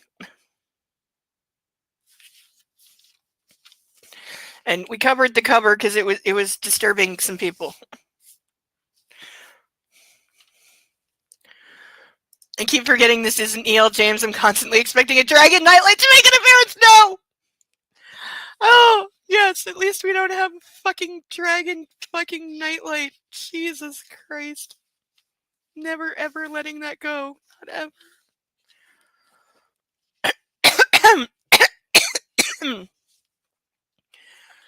Right now, I lifted myself a fraction, but the man in black predicted my movement and pinned my shoulders to the bed. Isn't it great when he's gentle? Come to me, I whispered, squirming beneath him. I felt rather than saw his triumphant smirk. He knew how much I wanted him. I'm only just beginning, baby girl. There it is again. I'm gonna need a new pen. Massimo's lips trailed down my skin, starting with the neck, passing my breasts and my tummy to finally end up where they should have been from the very beginning. Okay, so she's all about going downtown. That's fine.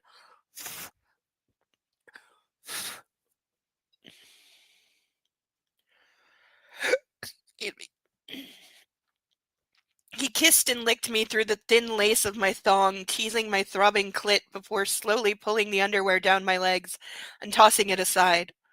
I spread my legs, knowing what was coming. His hips started to undulate in the silk sheets, delicately and steadily. I felt his breath between my legs, and a wave of lust crashed over me. Massimo slowly slid his tongue inside me and moaned. You're so wet, Laura, he breathed. I don't know if it's the pregnancy or if you've just missed me.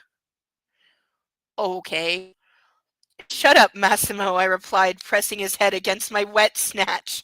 Make me come. All right, so we've also got snatch and another wrong spelling of come. My commanding tone brought out the animal in him. He clasped his hands on my thighs and pulled me rapidly down the bed, pushing a pillow under my back and kneeling on the cover he had thrown off of the bed earlier. My breathing quickened. I knew whatever he was about to do, he wouldn't take much time doing it. The man in black slid 2 fingers inside me while his thumb trailed soft circles around my clitoris. My muscles tensed and I let out a loud moan. That's when he turned his palm around and his thumb gave way to his tongue. Help me out a bit, baby girl. Like, what? Girl, she can't even, like, reach him. He's, like, down, like...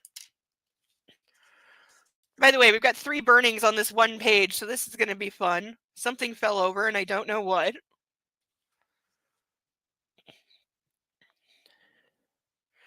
I knew what he was asking for. With one hand, I spread my pussy, giving him better access to the most sensitive spots. Okay, apparently that's what he wanted. As his tongue started to rhythmically flick against my clit, I knew I wasn't going to last long. His fingers picked up the pace inside me, and their pressure became harder. I couldn't keep the orgasm at bay anymore. It had been looming over me like a great cloud since Massimo had first touched me. I came with a long, piercing scream before collapsing on the pillow. Okay, now we get to burn some stuff. Okay, we've got another baby girl. That makes 5. We've got 2 for snatch, so we're up to 1, 2, 3. Hey, we're up to 10. That ties the record. We're up to 10. We have the record. If we get one more, it breaks the record. Okay, let's do this carefully.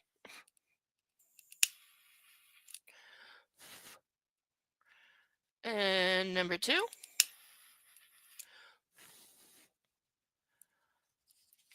Okay, that one got a little too big.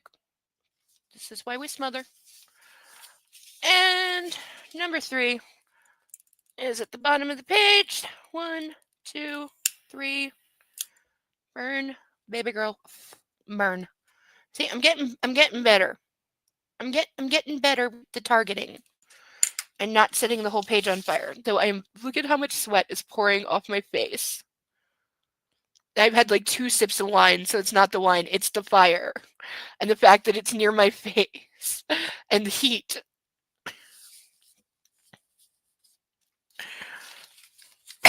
Let me try my face for a second. Oh.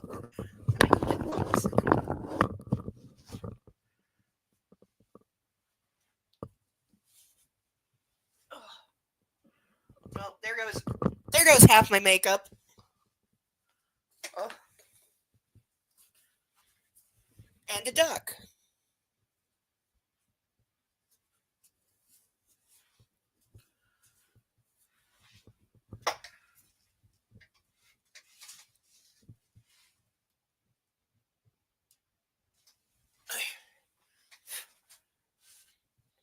Our brand new Cleopatra duck, complete with ducky wig.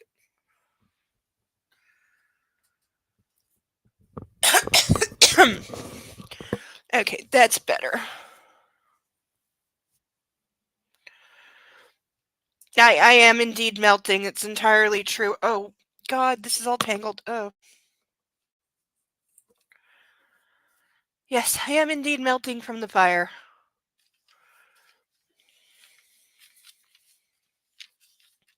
And the fact that this negligee does not breathe. Okay, I know it's very open on top, but it does not breathe at all. This is 100% like polyester and nylon. It doesn't breathe.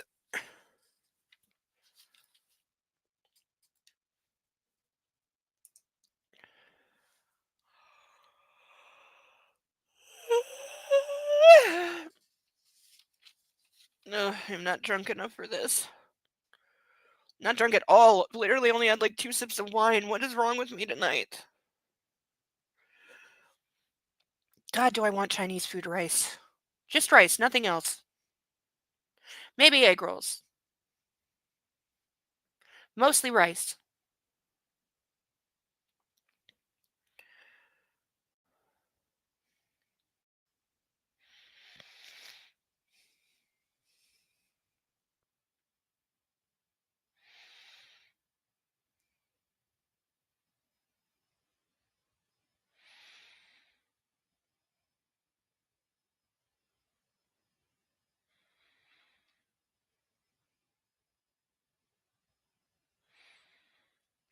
Where was I? I'll have another go, he whispered, keeping his lips clamped around my clit. I've neglected you lately, babe. Aw. If he says babe one more time, it's going on the list.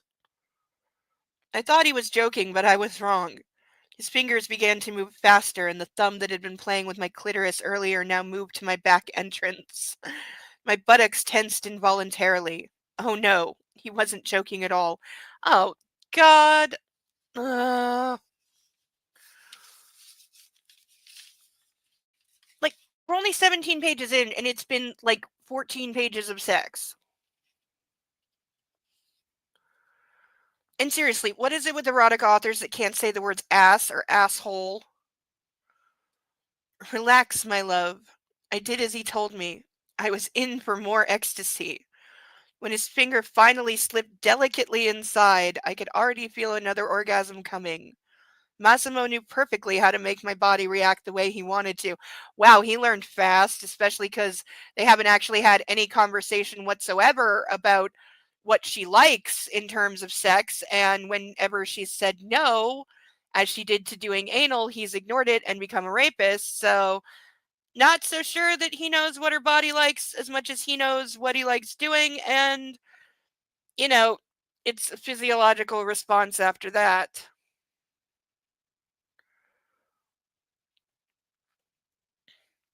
His fingers pistoned into both my holes, his tongue and lips pushing against my sweet spot. Another wave of orgasm washed over me, and then one more. I think that's up to 4. She's like a bubblegum machine with the orgasm. You press the right button and it just goes. When I reached the point at which ecstasy was physically painful, I clawed at his neck. I was out of breath. I collapsed on the pillow, breathing heavily. The man in black turned me over, yanking me up the bed and lifting my legs so my knees were nearly touching my shoulders. He knelt with his cock fully erect. And you know this because your face is on the bed and your ass is in the air because he just jammed her legs up underneath her, which I'm sure that felt real great. Oh, I'm gonna have to try not to vomit again, aren't I? If it hurts, just say so, he breathed, pushing himself inside me before I could react. Not how that works, and yes, that definitely hurt. And what is he actually gonna stop if she says ow? Like that's ever happened? His thick, bulging prick slid deeper into me, pushing its way forward. As he reached the end, Massimo's hips stopped as if waiting for me to say something. How about, get the hell off me? Nope, she opts for fuck me, Don Massimo, I said, my arms wrapping around, wait, his neck? What? No. No, no, no, no, not unless her arms are backwards and 8 feet long. What? No, because it said, she turned me over, yanking me up the bed, lifting my legs so that my knees nearly touched my shoulders. So what, is she on her back now? What, she was on her stomach when he was going downtown? Because I don't think that's not what they said. I think the author forgot which way she was facing.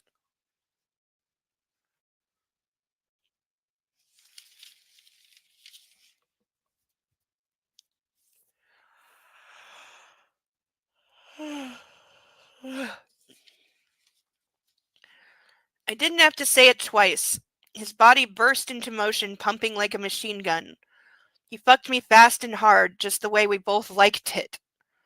After a while, the man in black stopped, put his hands around me, and rolled me over before sliding his dick back in and going back to his wild ride. By the way, this is after he said, I'll be gentle.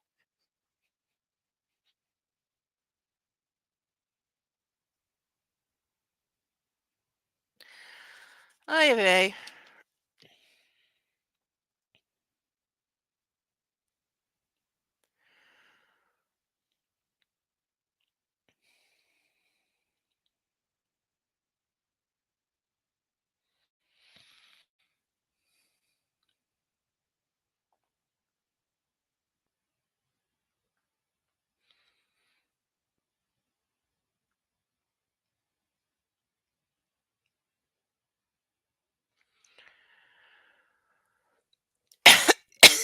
I could feel him getting close, but he couldn't decide how and when he wanted to come.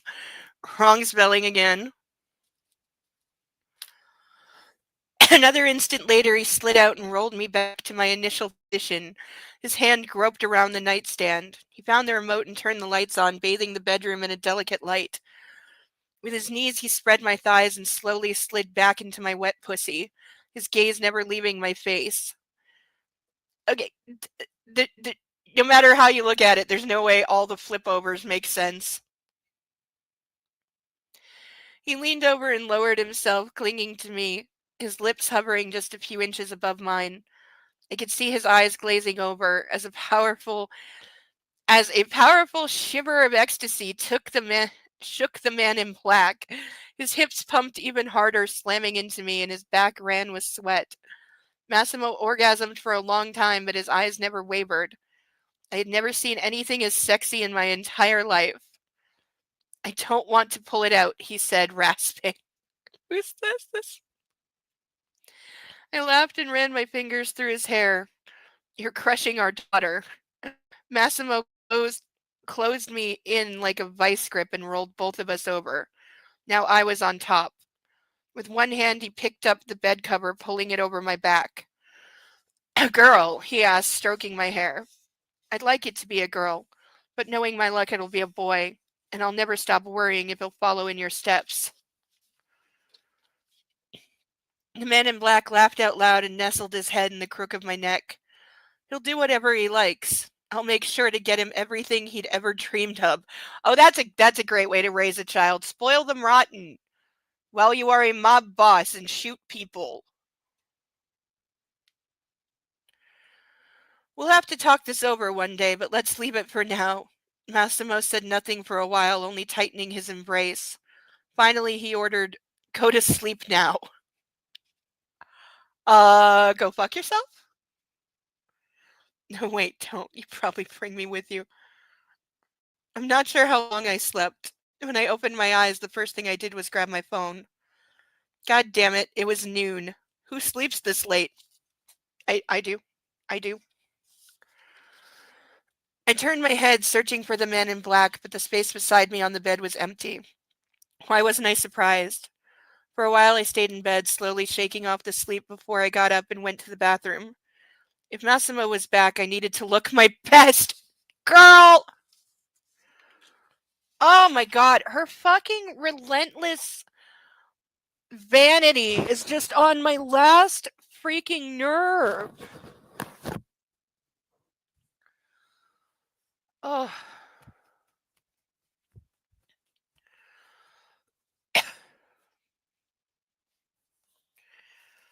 Whew.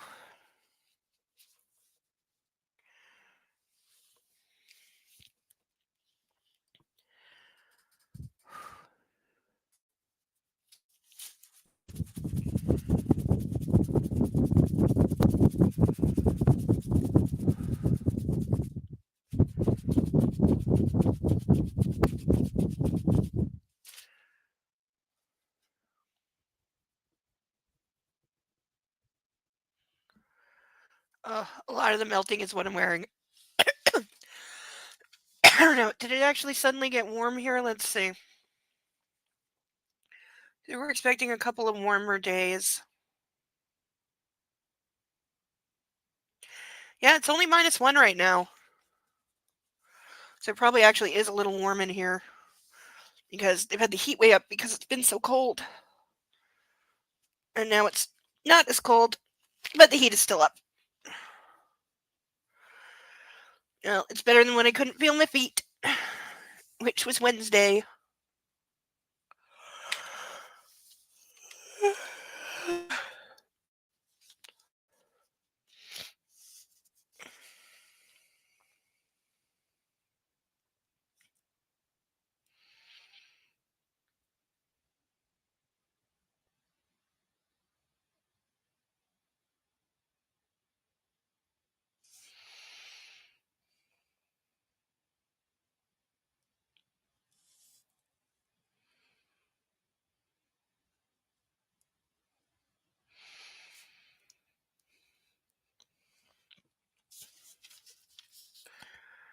Better than I had for the last couple of days, but of course without actually revealing that I had done anything to make myself up. What is that bullshit? Seriously. I wanted him to believe I woke up this pretty. Ugh. I accented my eyes and brushed my newly cut hair. Then I rummaged through the wardrobe and found a pair of denim shorts, a bright sweater leaving one shoulder bare, and a pair of beige emus. I'm guessing that's a designer brand? As long as I could show off my body and it was still warm outside, I would dress however I liked. I met Dominic in the corridor. Oh, hi. Have you seen Olga? She woke up a moment ago. I just ordered breakfast. Or lunch, more like. And Massimo.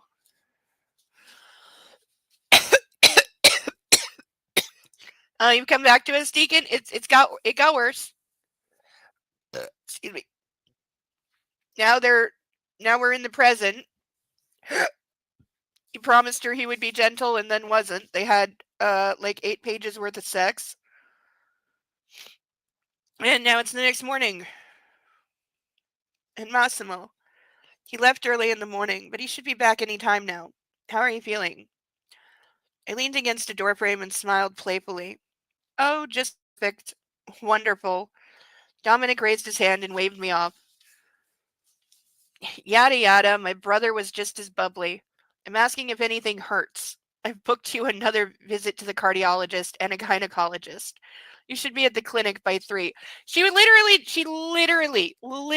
was just at a gynecologist like maybe 3 days ago. This is not necessary.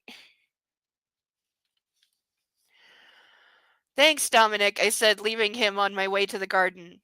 The day was warm and the sun shone through the cloud cover. Olga was sitting by the table reading a newspaper. Passing by her, I planted a kiss on top of her head before taking a seat in an armchair. What's up, bitch? She greeted me, sending me a glance through her shades. What's with the smug face? They give you the same pills I had? I totally blacked out. I only just got up. Think that doc has more of those? Why was the friend drugged? Wait, what did we miss? Why was the friend drugged? Was she like just I don't know having in shock or something after somebody tried to run them off the road? That was like 3 days ago now. Like what? How? What? Okay. And just another book where drugs are just the answer to everything. Okay.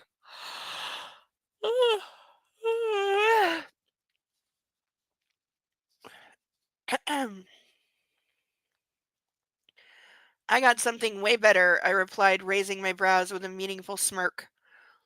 Olga took off her sunglasses and put the paper down, staring at something behind me. All right, tits up. Massimo's back. I turned in my chair and saw the man in black appearing through the door, making his way towards us. I felt hot all of a sudden.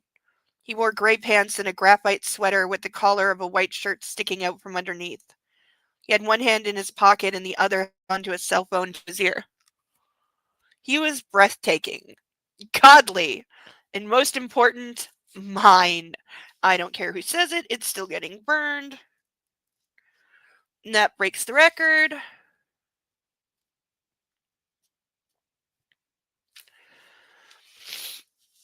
We're up to 11. Olga watched Massimo closely as he stopped near the edge of the garden, talking over the phone and staring out to the sea. I'll bet he fucks like a god, she mused, shaking her head. I raised a cup of tea to my lips, keeping my eyes on the man in black. Want me to tell you just how good he is? No need. The look on your face alone tells me all I need to know. Besides, a guy like that pretty much guarantees satisfaction, eh?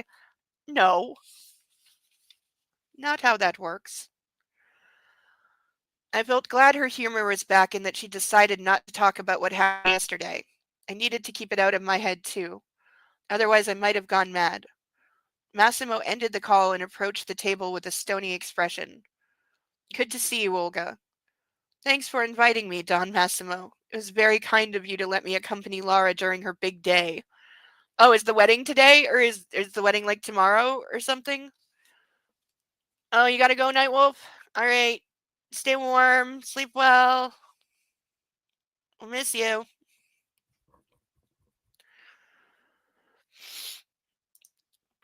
Yeah, no, the way her and the friend talk, it's I'm trying to decide, is it better or worse than the movie Catwoman? It's worse. Because Catwoman, while it was terrible, absolutely terrible, and the dialogue between Halle Berry and the friend was just cringe all the fucking time. It's like, yeah, no. It's so bad. Like, this is worse because it's explicit, and it's in some way dumber, even though that is one of the dumbest movies of all time. Like,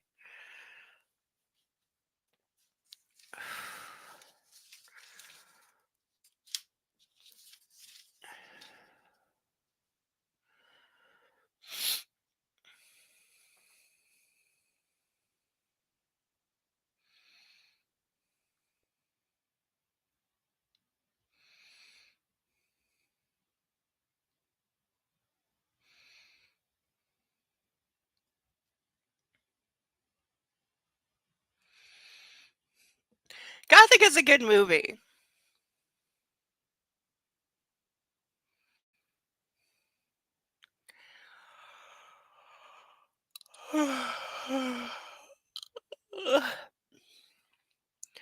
Massimo grimaced while he kicked Olga in the shin under the table. What's with the kick? She asked, genuinely baffled. It is an honor, even if not even your parents are here, are they? She took a breath, apparently intending to continue, but suddenly reminded herself that I was supposed to keep my nerves under control. How are my girls? The man in black changed the subject, bending over me and planting a kiss on my tummy and then my lips. That only disconcerted Olga. I don't like that he's referring to the two of them as his girls. That makes me uncomfortable.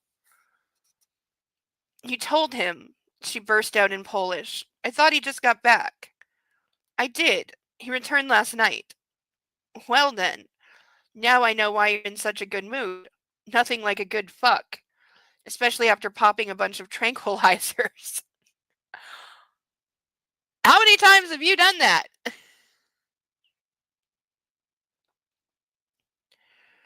She nodded her head knowingly and got back to skimming through her paper.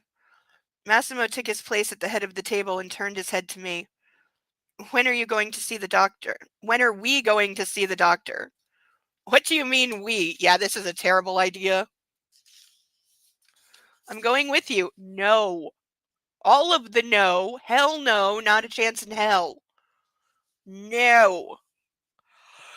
He's gonna end up pulling a gun. I know it. I'm not sure I'd like that. I grimaced at the image of him accompanying me to the gynecologist. The doctor is a man. I'd like him to stay alive a bit longer. Do you even know what an OBGYN exam looks like?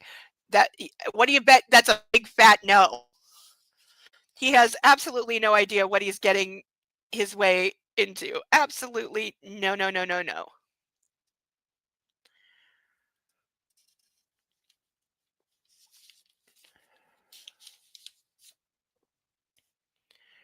Olga spat out her coffee. If Dominic shows him that he's the best at what he does. Besides, I can wait outside if you prefer. No way, Massimo. There's a special screen, Olga chimed in, putting her newspaper down. You'll have the time of your life. And now I'm throwing things at the friend across the table. You want another kick, just say the word, I hissed at her in Polish. Can you two speak English? The man in black growled. When you speak Polish, I get the feeling you're laughing at me. Rightly so. He sat down in the last free chair. Oh, Dominic appeared out of the blue to defuse the situation. He sat down in the last free chair. I need your help, Olga, he said. Would you come with me, please? Okay. So we're just going to remove the friend. I raised an eyebrow, turning to the young Italian. Keeping secrets from me? Nope, Olga replied, and then turned to Dominic, saying, Sure I would, when our little lovebirds go to the doctor. Not as if I have anything better to do anyway. Brother, Dominic's eyes moved to Massimo. Can I officially congratulate you now? Massimo's stare grew less hostile, and a slight smile illuminated his face. Dominic got up and walked over to his brother, saying something in Italian. The two men embraced, patting each other's backs. It was a new and heartwarming sight for me.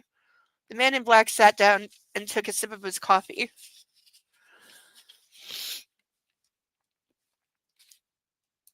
Apparently he did. Not for the first time. Like, keep in mind, she got pregnant pretty early on and was then drinking like a fish and drugged multiple times before finding out.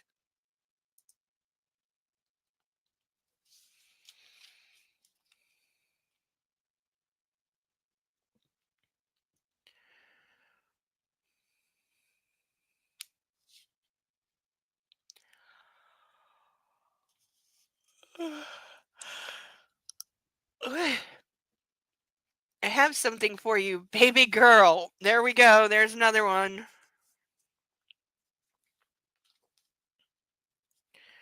Did I forget to burn something on the last page? I think I did.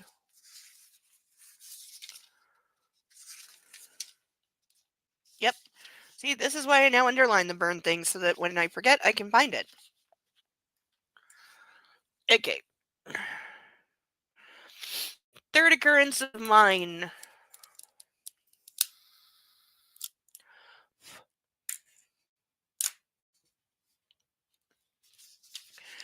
That makes our 11th hole in the book.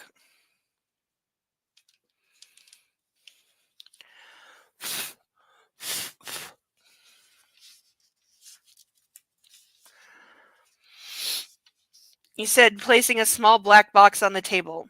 I hope this one will be luckier. I sent him a quizzical look, but took the little box and opened it. Immediately, I slumped back to my seat, shocked.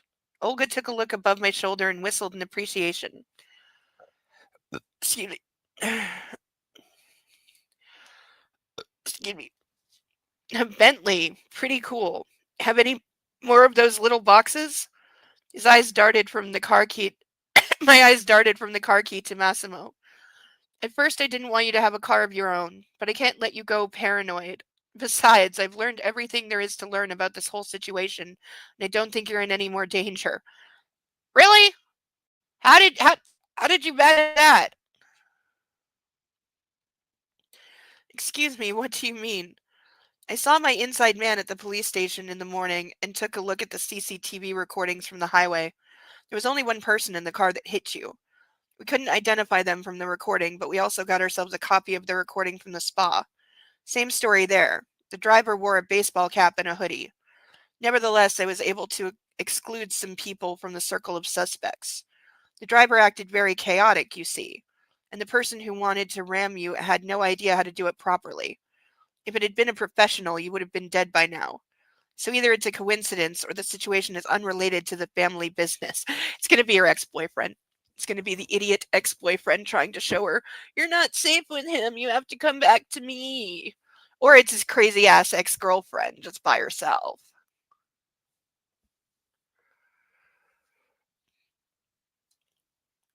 Ugh.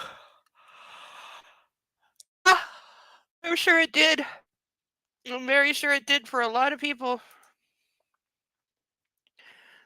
Yeah, the book is dumb as fuck. It's supposed to be.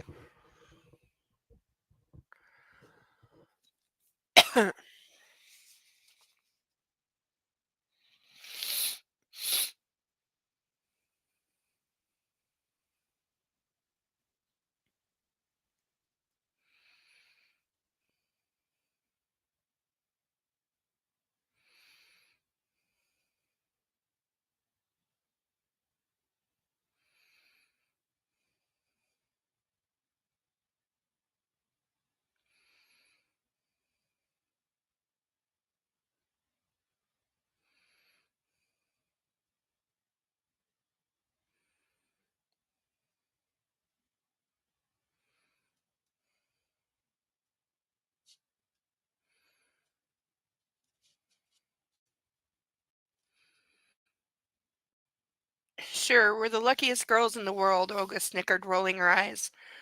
It doesn't make me any happier, she continued. One day I'll have to leave her here with you. I hope nothing happens to her while I'm away. Otherwise, even your horde of goons won't protect you from me. Massimo couldn't hide his amusement at that.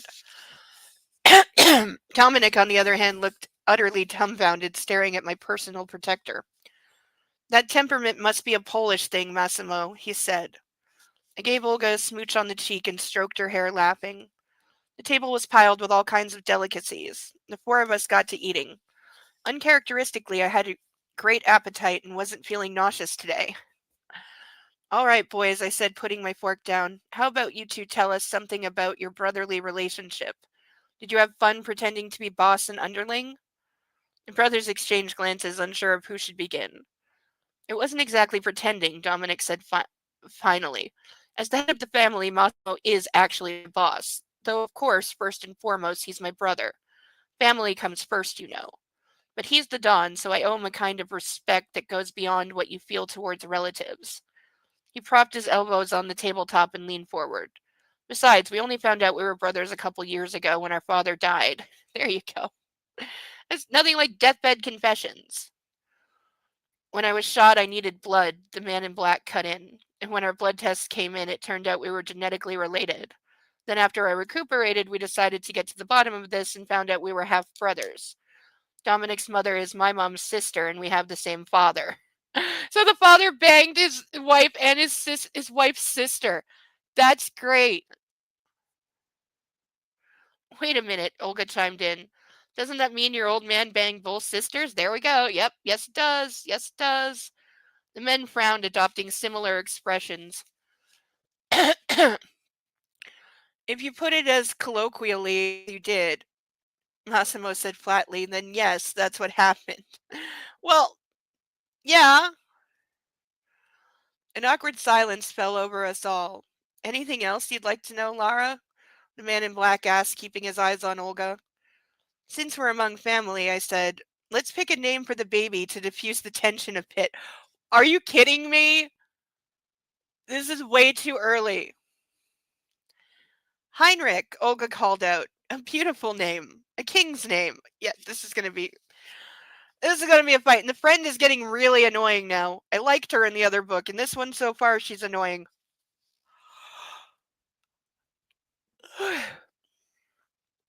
Dominic frowned as he and Massimo tried pronouncing the Polish name. Nah, I don't like it. I shook my head, and I'm still convinced it's going to be a girl. 3 seconds later, an argument was already raging, and I started to regret trying to change the subject in the first place. Olga was yelling, Massimo calmly rebutted arguments. He didn't need me, it seemed. Observing the exchange, I realized that until Olga accepted I was happy and safe, her war with the man in black wouldn't end. She'd just keep whipping him up and gauging his reactions. I got up and planted another kiss on her head. I love you. Olga trailed off at that, growing silent again. I crossed the patio and kissed Massimo. Long and passionate. We love you, I said. Now I'm up to the clinic. Don't want to be late. I snatched the black box from the table and left. Massimo excused himself and stood up, launching himself after me and catching up in no time. He wrapped his arms around my shoulders. Do you even know where I parked the car, baby? Or were you planning to go on a treasure hunt? I jabbed an elbow into his gut with a laugh, and he led me to a part of the garden I'd never visited before. It sat behind the house. It was covered in deep shade and had no view of the sea, so I'd never even thought of going there. When we reached the place, I saw a large, single-floor building set into the mountainside. The gate lifted, and I realized the garage, or rather the hangar, was indeed carved into the mountain. There were dozens of cars inside. I froze, shocked. Who needs that many cars? Because of course, he has to have all the cars. I've driven all of them at least once, yes. They were a hobby of my father's. He collected them. My eyes focused on the line of motorcycles by the wall, and I edged closer. Oh, I love this one, I said, running my hand along the curves of the Suzuki Hayabusa. Something. 4 liters, 6 gears, and a crazy torque. I squealed with delight. Hayabusa means peregrine falcon in Japanese. It's the fastest animal in the world. It's wonderful.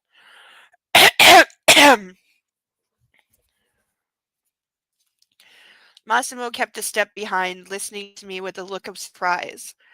Forget it, he barked as I finished, pulling me towards the exit. You'll never, and I mean ever, ride a bike. I'm being serious. So we know this is going to happen at some point. She's going to get mad at him and steal one of the bikes for a joyride.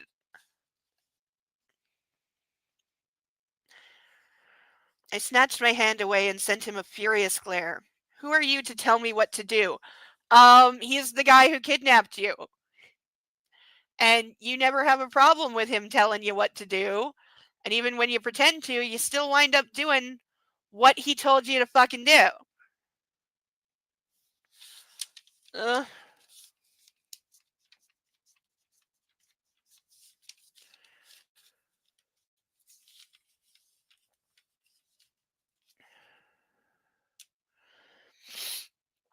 The man in black turned to face me and clasped his hands around my cheeks. You're pregnant with my child. Born, you'll be my baby's mother. He stressed the word my, keeping his eyes fixed on mine. Yeah, girl, what did you think?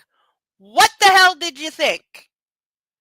Did you think being knocked up was going to be liberating in some way? That once you gave him the baby, that it would he would what? Give you some lead on the leash? What? Not how that works. I will not risk losing you or the two of you, so forgive me, but I will tell you what to do. How is that any fucking different? That is no different than everything that has been happening this entire fucking time.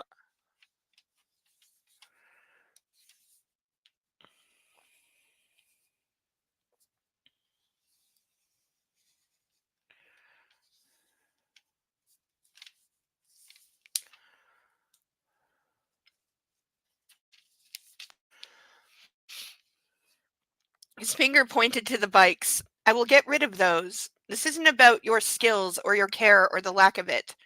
You just can't be entirely safe on the road. Things happen. And yet you just gave her a car. I had to agree with that. I didn't like it, but he was right. See, here we go. I wasn't responsible only for myself anymore. I am not saying that she should not be careful and more respectful, and riding a motorcycle while pregnant, probably not a great idea for a variety of reasons. But just immediately she goes from don't tell me what to do to, oh yeah, you're right, I'll totally do what you said because you're right. Of course, Don Massimo, you're right always. uh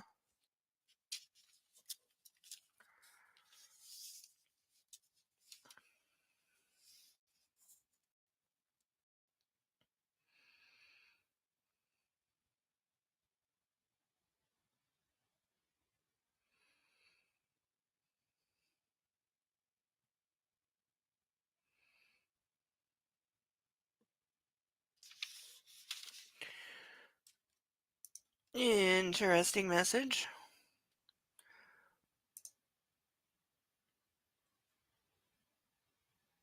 Wait, I just saw a message and now I can't find it.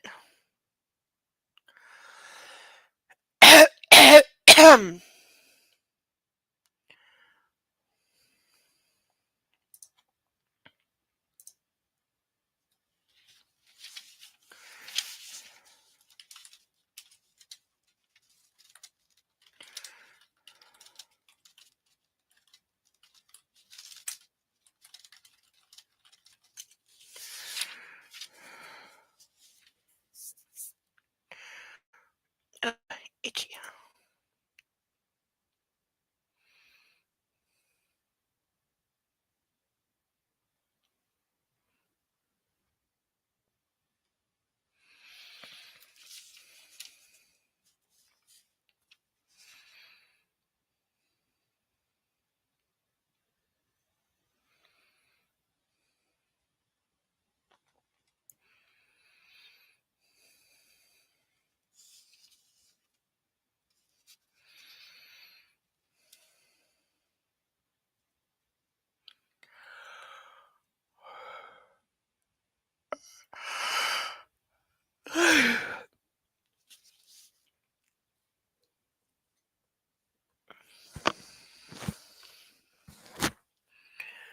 Puppy must be on the couch.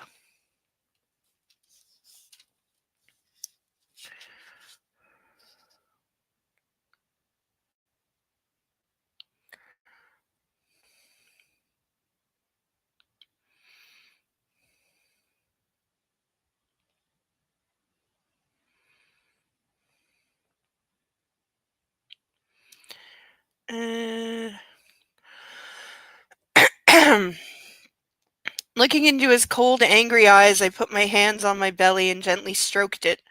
The gesture seemed to calm him down. He put his palms over mine and leaned his brow against my own. I didn't have to say anything. I understood, and he knew what I felt and what I thought. Please don't be stubborn, Laura, at least not without a good cause, and let me take care of both of you. Now come with me. There was a black Bentley Continental parked by one of the gates.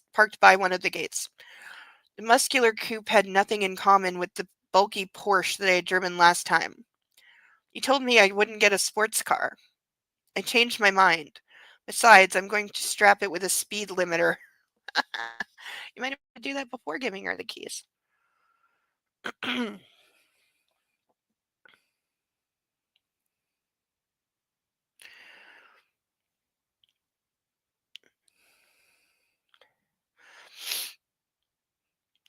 You're joking, right? Massimo grinned at that. Of course I am. The Bentley doesn't offer anything like that. You can put some kind of thing on any kind of car.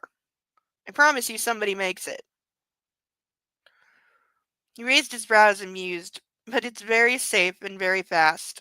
I've chosen it for you after some consultations. It's simpler than the Porsche and much more elegant. And it has a lot of interior space so your belly will fit without any issue. Hey, point for thinking ahead that she's going to have to fit the belly. Do you like it? I like the Hayabusa, I grumbled, pouting. Well, girl, you can't take a motorcycle. Not right now.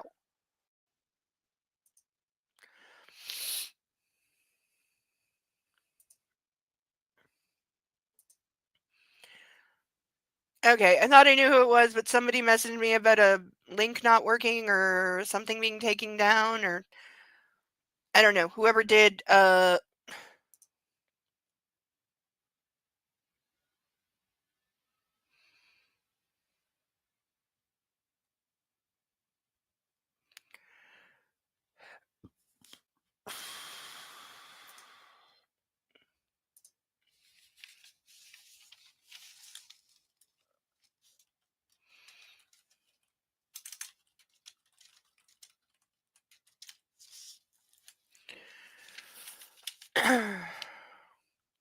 is that on a different server? Sorry, it just bugs me when I don't know who's messaged me. It popped up on my notifications and then it went away. And now I can't find it. Maybe they took it down. I don't know.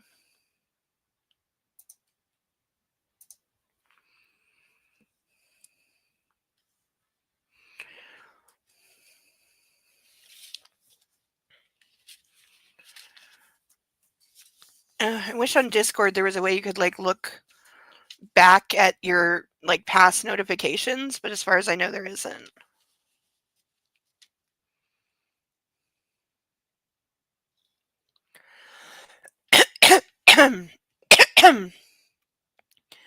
Massimo shot me a warning glare and opened the driver's door. Surprised that he was allowing me to drive, I got inside.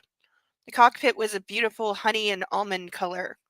It was elegant, simple, and refined. Also, why can't European books spell color correctly? You know, because it was translated in America. That's why.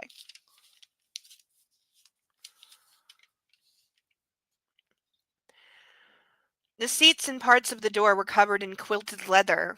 Ew, and the rest was wood. Okay, this sounds like the ugliest car. With a start, I discovered that it wasn't really a typical coupe inside. It was a large 4-seat car. Still looking around, dazzled by the luxury of the interior, I heard Massimo getting comfy in the passenger seat. You like it? He asked. Well, I guess I can live with it, I replied sarcastically. On the way to the clinic, Massimo gave me a crash course in using the various functions of the car, and after 20 minutes or so, I became a Bentley driving expert. You made me want to do that in a parking lot, not on actual roads. Massimo was calm and disciplined at the doctor's office. It sounds like she's talking about a dog. He listened to the gynecologist and asked questions, all of them rational and insightful. Oh, God. The one time I want a scene to be longer because I want to know what he asked and if it was all just about various positions that were and were not allowed.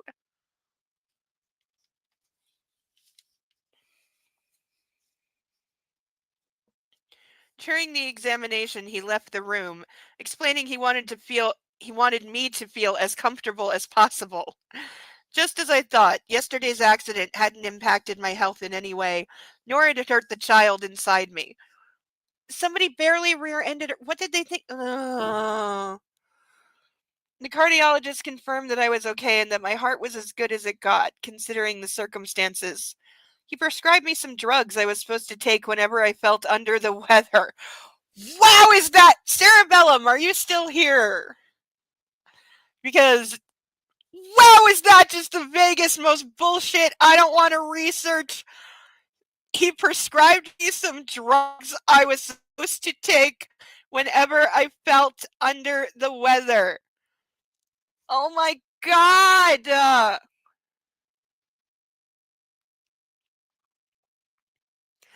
It's so bad.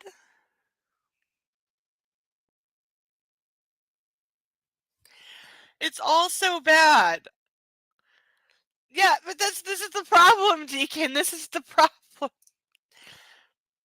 I am sus that it's or placebo. Yeah, it's either sus as fuck or it's not real. But again, we don't know what is actually wrong with her. We don't know what her heart condition actually fucking is. But I'm pretty sure there are no just generic, here's some drugs to take when you feel under the weather. Please define drugs and under the weather. And also tell us what her goddamn heart condition is already. Like, come on. Yeah, this book is dumb.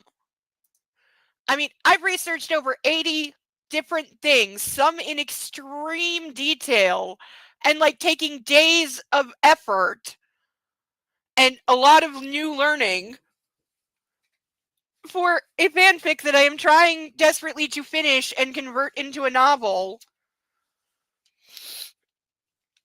You'd be rich if that was possible. What did I say? I don't even know what I said.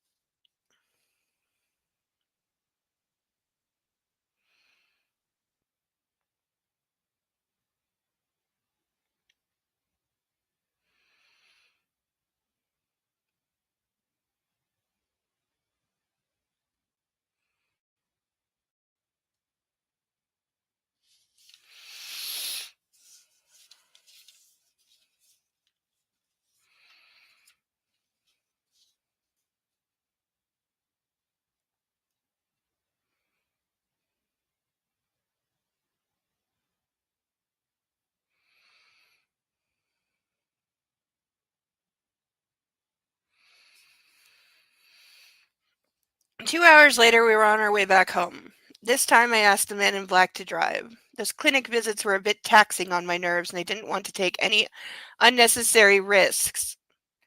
Luca, Massimo said suddenly, keeping his eyes on the road. I'd like our son to have my grandfather's name. He was a great and wise Sicilian. You would have liked him.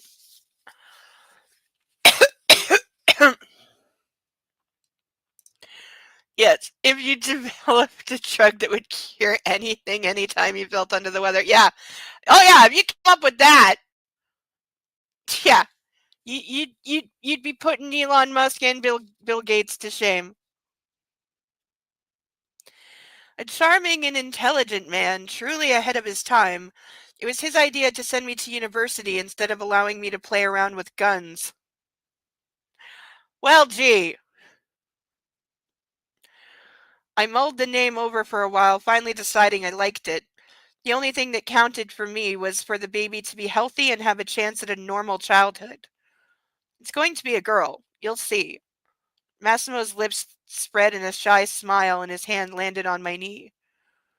So we're going to name her Eleanor Clare, like our mother's. Do I have any say in this at all? I asked. Nope. I'll get the birth certificate sorted out while you're recovering. Way to be an asshole. Just straight up tell her she has no say in naming their child. And I don't recall her mother's name being either Eleanor or Claire. I shot him with a stormy glare and punched him on the shoulder. What? He laughed. It's tradition. The head of the family decides about everything, and I've made up my mind. Oh yeah? How about I tell you some Polish traditions? First of all, we castrate the husband after the first son is born so he doesn't cheat on the wife. Hey! She finally said something I approve of.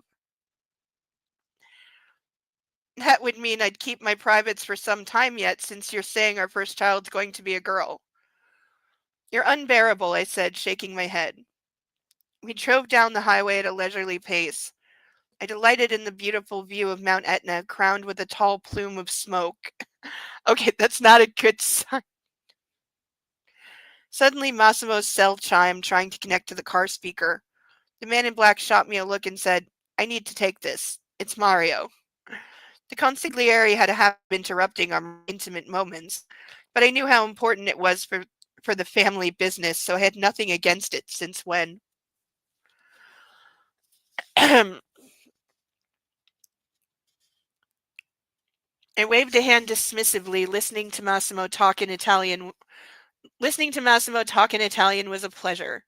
He sounded very sexy, and it always turned me on.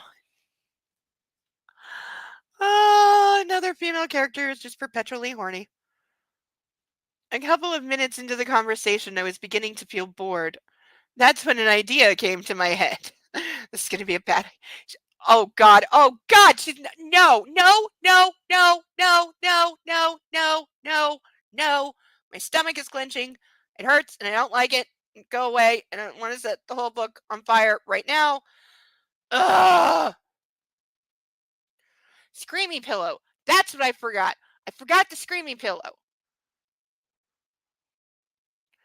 I placed a hand on Massimo's thigh and moved it slowly towards his crotch. Here we go. Here we go. My fingers stroked him delicately through the fabric of his pants. The man in black didn't react in any way to my attention, so I decided to go a step further. I unzipped his pants and discovered he wasn't wearing any underwear. Oh, God.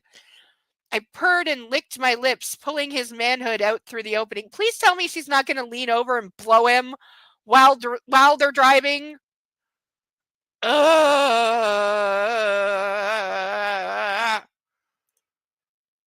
Etna's extremely active and doesn't pull a Krakatoa and blow its top explosively. Yeah, I believe it is one of, if not the most active volcanoes currently, and it smokes a lot, but it doesn't really go off. So, like, maybe it's not that disturbing, especially if you live there and you're, like, used to it.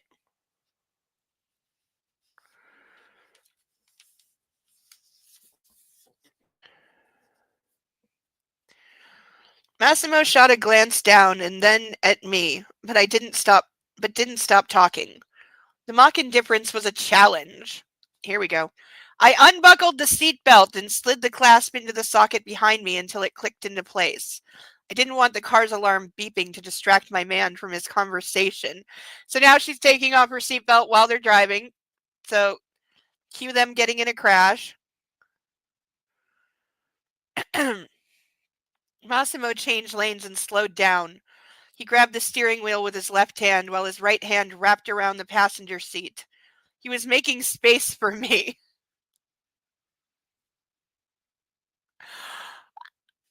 Okay, let's just, before I read the next line, which is exactly what you think it is, can we just break this down? Guy who is obsessed with her safety and the safety of the child is driving on the highway while talking on the phone in a new car he's not that familiar with.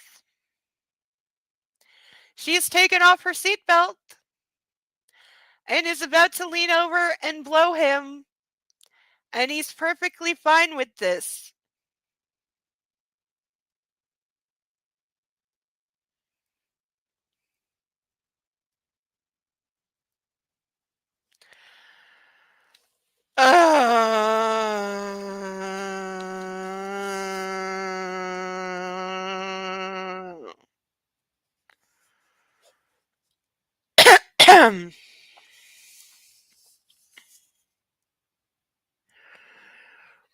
I bent down and took his cock in my mouth, sucking. The man in black inhaled sharply. I lifted my head and whispered in his ear, "I'll be quiet, but you don't have to. Please don't interrupt on my account." I planted a kiss on his cheek and went back to playing with his dick. There's a phrase, went back to playing with his dick. Uh-huh. Each moment it was growing harder in my mouth. I noticed my attentions were making it difficult for him to keep a neutral tone of voice. I picked up the pace, my hand joining in the fun. A moment later, I felt Massimo's hand landing on top of my head and pressing down. There we go. Pushing my mouth over his cock, I wanted him to come. It was one of the best blowjobs I'd ever given, period. Okay.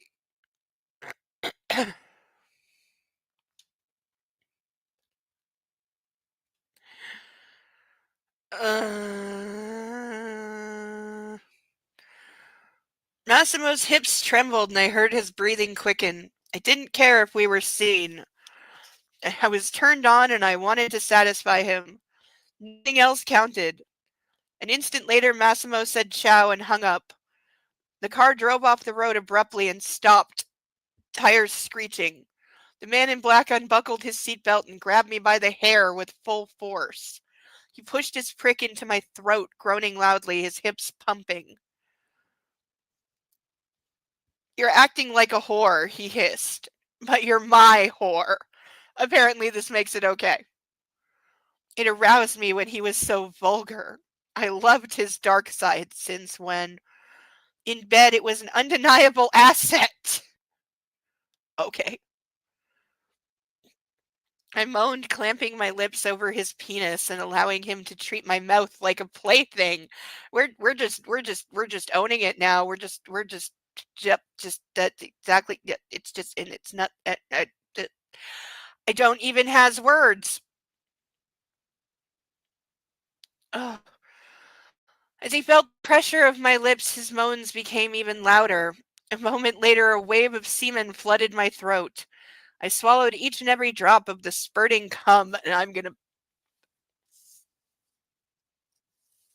Ugh.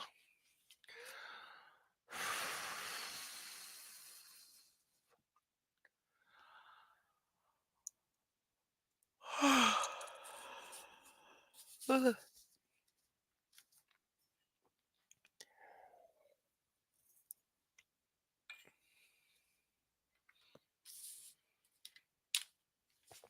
Okay.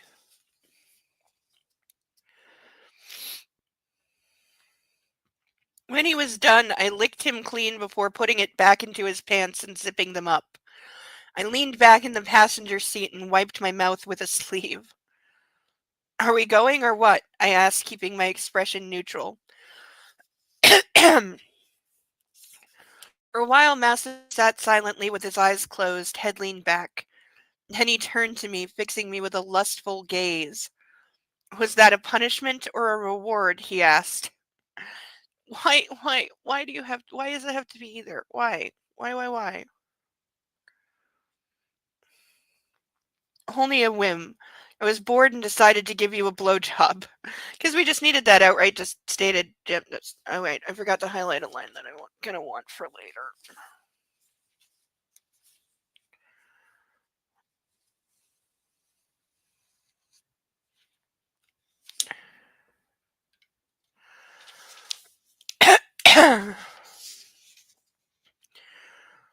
It aroused. Wait.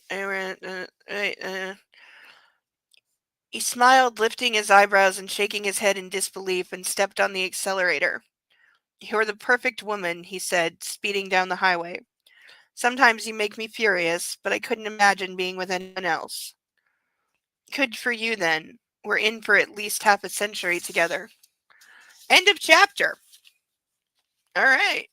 I was hoping we would at least make it to chapter 2, and we are, and we still got an hour, so we're good. We're not going to make it all the way through chapter 2 because chapter 2 is really big. Yeah, chapter 2 is 18 pages, so we're not making it through, but we'll get started.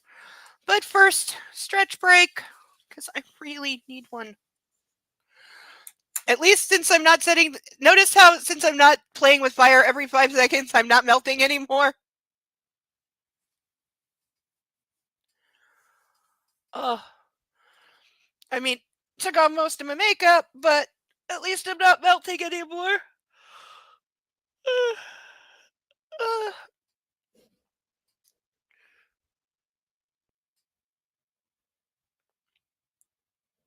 Oh.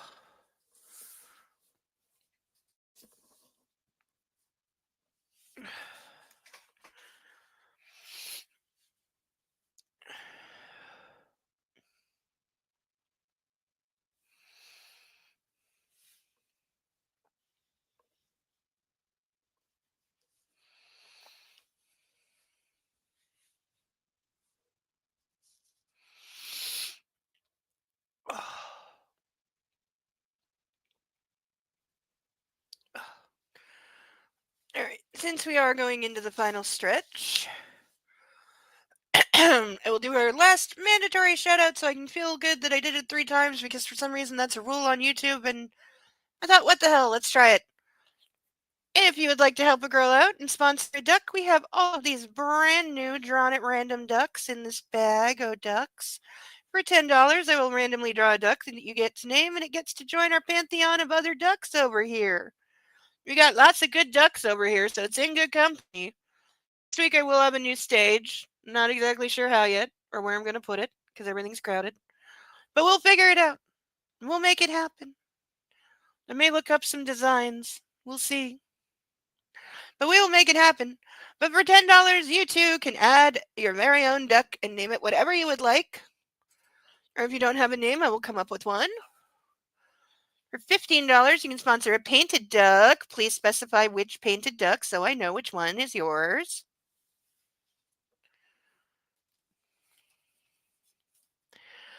For $25, I will put on these handcuffs for the rest of the evening. We haven't had these on in so long. So long. Like, they're feeling neglected. I can tell. They whisper to me at night. They say these things. Or for $50, I will top up this glass and chug it.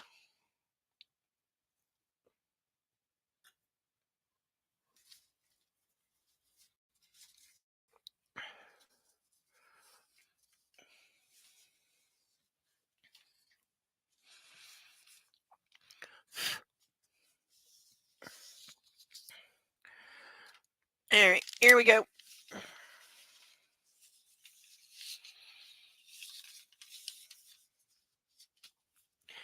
Chapter 2.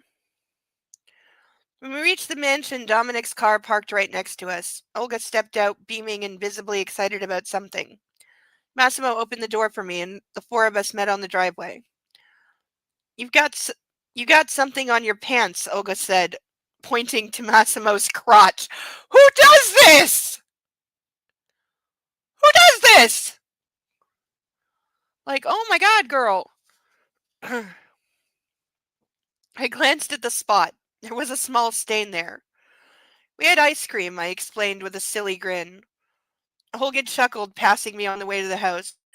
"Or at least you did," she said. I lifted my brows, nodding, and followed her. Okay, ladies of the chat, this one's for you. Have you ever had a friend who thinks that you blew somebody and outright asked you about it in front of the somebody and you confirmed it? Any one of those?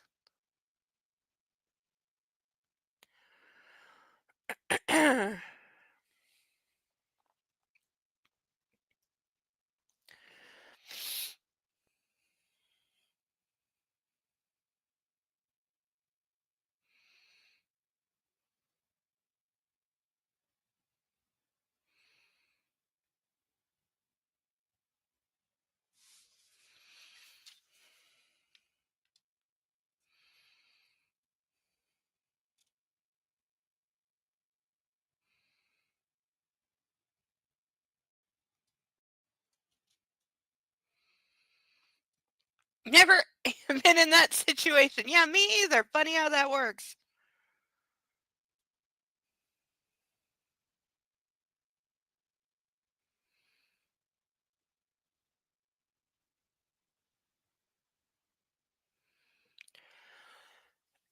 I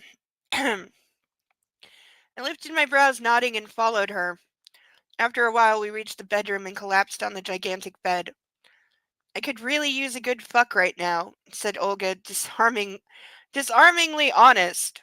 And watching Dominic doesn't help. He's so charming and she broke off looking for the right word. Italian. I think he's into pussy licking and that slim butt of his. I like butts like that. Okay, so the friend is perpetually horny as well. We were led to believe that Dominic was gay, and then they pulled a not so fast on us, and he has a designer friend, a female designer friend, that apparently they're fuck buddies. But, like, not boyfriend, girlfriend. For a short while, I thought about her words, finally concluding that I'd never seen Dominic like that.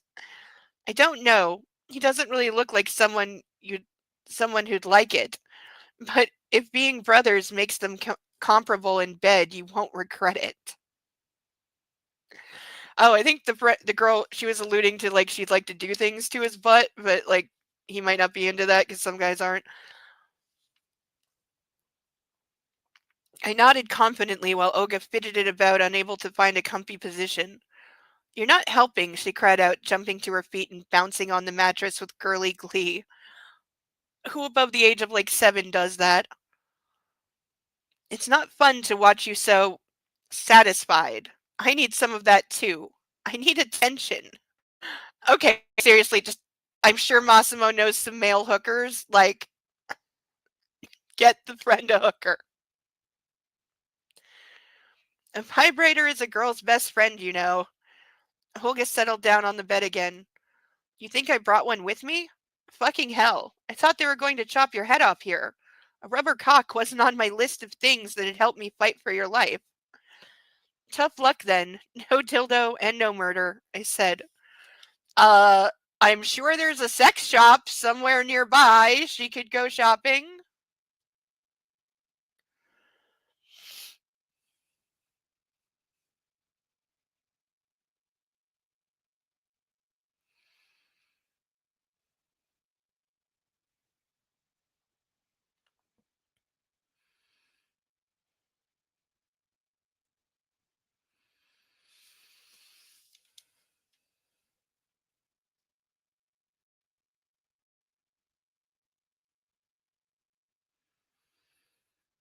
Uh...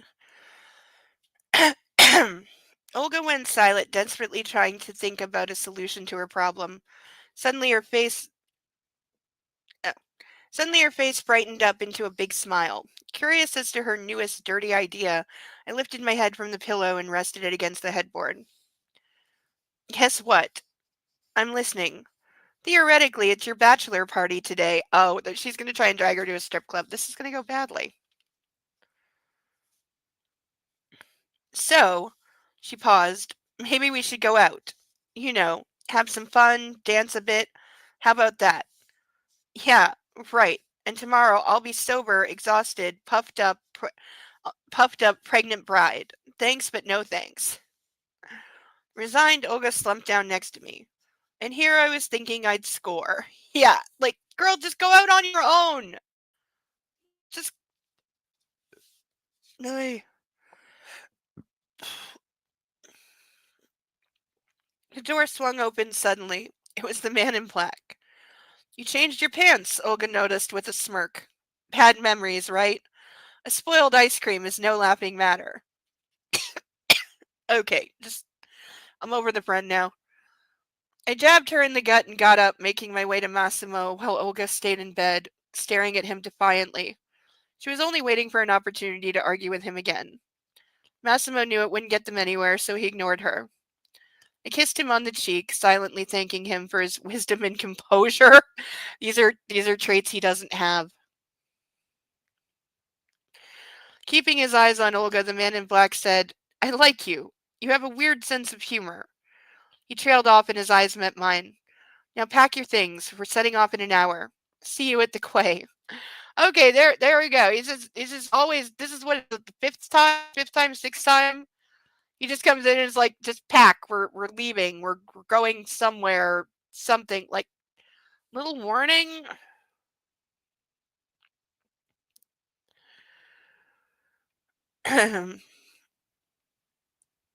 He kissed me on the forehead and disappeared into the corridor. We're taking a boat? Olga asked. Don't look at me. I'm as surprised as you are. What boat are we talking about? Like a rowing boat? What do I wear? A wetsuit?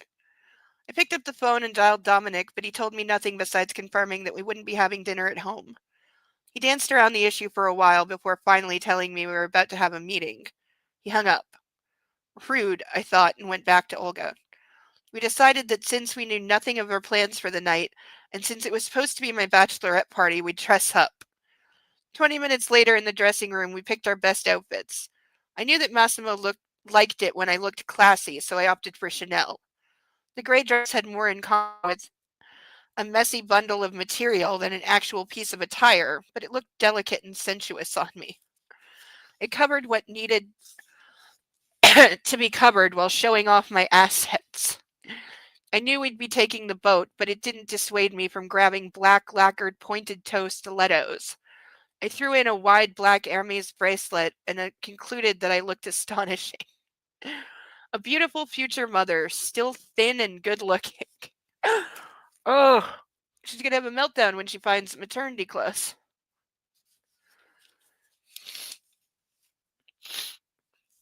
Ugh. Why do I have a feeling the friend is gonna like end up staying with her to like keep her company while she's like, you know, pregnant the whole time? She's gonna be like her pregnant companion buddy, somebody to hang out with. Olga went with her standard high-end escort look, choosing a colorful Dolce & Gabbana tunic that barely covered her ass. You really should wear shorts with that, but whatever, I thought. We wore the same size shoes, so rummaging through my wardrobe was a blast for my friend. 10 minutes in, she finally found a pair of ridiculously high heels and a matching purse. Holy shit, she cried, glancing at her watch. Only 15 minutes left. There was a moment of panic, but then she settled down, coming to a calming conclusion. Why should I listen to him, though? No man tells me how to live my life. We'll come down when we're ready. Yeah, I don't think that's going to go over well. I burst out in laughter and pulled her with me to the bathroom. The makeup and hairdressing took us a bit more time than we'd been given, but we managed to get ourselves in order in the end. Red lip balm and eyes richly accented in black perfectly rounded up my dutifully elegant wife look. I left the bathroom and stared, seeing Dominic waiting by the bed. He was dressed up too, even more dapper and glam than usual, in a black suit and a dark shirt. He did resemble his older brother. His dark, swept-back hair emphasized the boyishness of his face and the fullness of his lips. I felt Olga stopping right beside me. She leaned to my ear and whispered in Polish, "Can you fucking see him? I swear I'm gonna kneel right in front of him." Okay, can everybody just stop? Like, please? The young Italian observed us with amusement, and when we did nothing to break the silence, he grinned and said, "I just wanted to check up on you two. Will we be leaving before the wedding day?" I grabbed Olga by the hand. She was barely standing now, shaking nervously. What? And pretending indifference. I headed to the stairs. We took our shoes off in the garden, making our way to the quay. Seeing the Titan's silhouette in the distance made me recall my first night with Massimo. A wave of heat washed over me, and I stopped. Olga walked straight into me, failing to notice my change of pace. "What's up?" she asked, eyes wide and anxious. "There it is," I replied, pointing to the yacht. "That's where it all started." I felt all kinds of emotions. My heart was beating like crazy. And the only thing I could think of was to find the man in black right away. Oh, God. Is there going to be another sex scene? There's going to be another sex scene.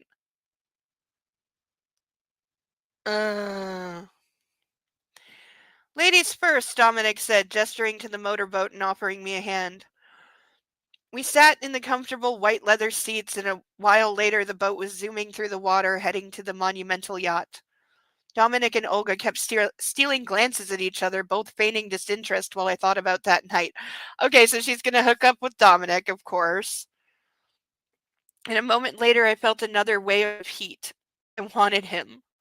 I couldn't see him or smell him or touch him, but I was getting horny all the same. The memory of him alone was making me crazy. I felt like I was going to explode. Okay.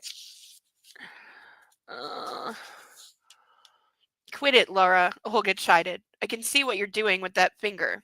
I don't even have to ask what you're thinking. What was she doing? She wasn't doing anything with her finger. I smiled, shrugging, and wheeled my hands down to the white leather seat. The motorboat slowly moored to the enormous yacht. I couldn't help thinking that going with the high heels had been a stupid idea. If not for those shoes, I could have jumped on deck and run to Massimo. Dominic stepped out first and helped us off the boat. I raised my eyes and saw Massimo standing at the top of the stairs. He looked breathtaking in his gray single-breasted suit and a white shirt with the top unbuttoned. I wanted him so much that even if he had been there in a clown's outfit, I would have been left breathless. I decided to play my role, though, and edged closer to him slowly, in a steady, practiced gait. My eyes never left him. As I closed the distance between us, he offered me a hand and silently led me to a table. Olga and Dominic joined us shortly. The waiter served us wine, and a few minutes later, we were all deep in conversation. Still, all I could think of was sex. I tried reining in my stubborn brain, but to no avail. What's happening to me, I thought, trying to get to the bottom of my strange mood. After 15 more minutes, I started growing impatient and irritable. I stared at whoever was speaking, making a face that in my mind suggested I was listening intently, but I probably wasn't going to fool anyone for long. My head swarmed with ideas on how to make the man in black leave the table with me. I could pretend to feel nauseous, but then he'd just panic and there wouldn't be any sex involved. I also thought about just leaving, pretended to be offended by something, but then Olga would have gone after me first. So that plan was also out of the question. That left only one option. Can we talk, Massimo? Oh, the thing you never, ever, ever, ever, ever do? I asked suddenly, pushing myself up and heading to the stairs to the lower deck. The man in black suddenly rose from the seat and followed me. I took a wrong turn, of course, and quickly got lost in the maze of corridors. I think I know what you're looking for, Massimo said with a smirk. He passed by me and opened a door, letting me through and closing the latch behind me. I took a deep breath, recalling a similar scene from a couple of weeks ago. What do you want, Laura? Because I'm pretty sure it's not a conversation. I went to the living room and leaned over the table, pulling my short dress up and sending Massimo a lust-filled gaze. He walked up to me slowly, watching my movements. I want you to fuck me. Now. Quick and hard. I need to feel you inside me. At least she's being direct. I mean, I applaud a woman who knows what she wants.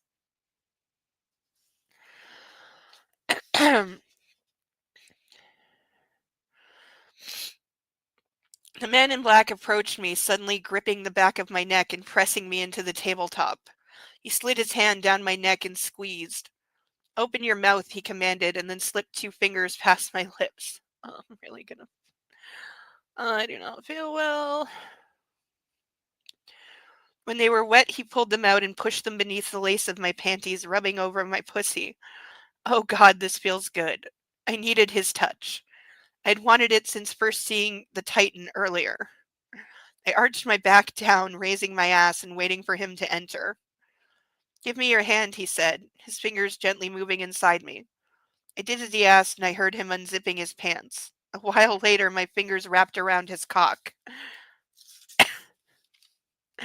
It was growing by the second, demanding more of my touch.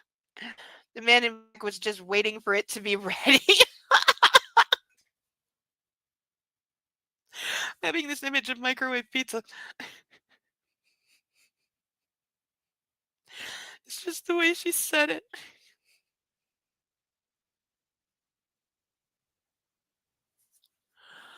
Oh.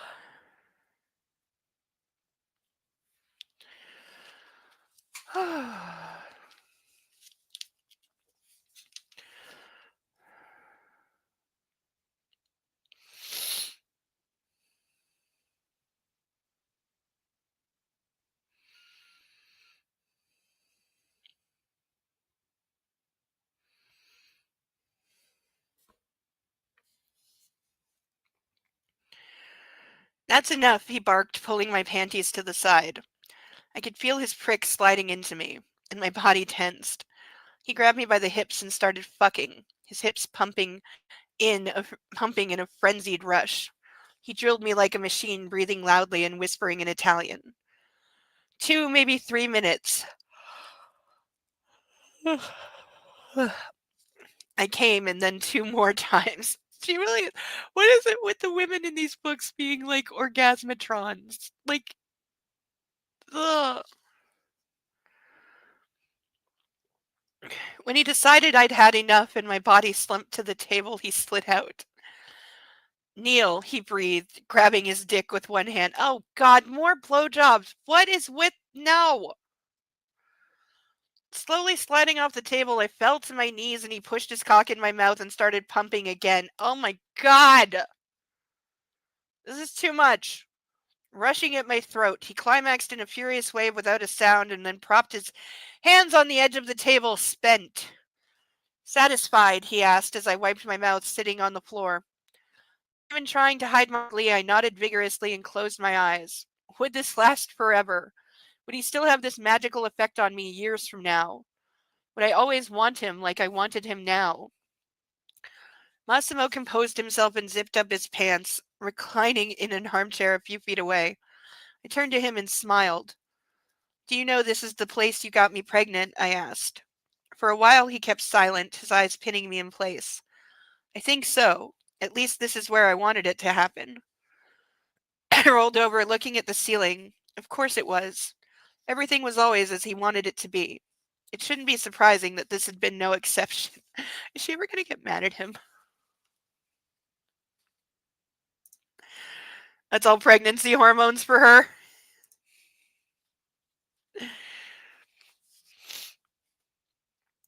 I got up and smoothed down my dress. The man in black stayed in his place, watching me.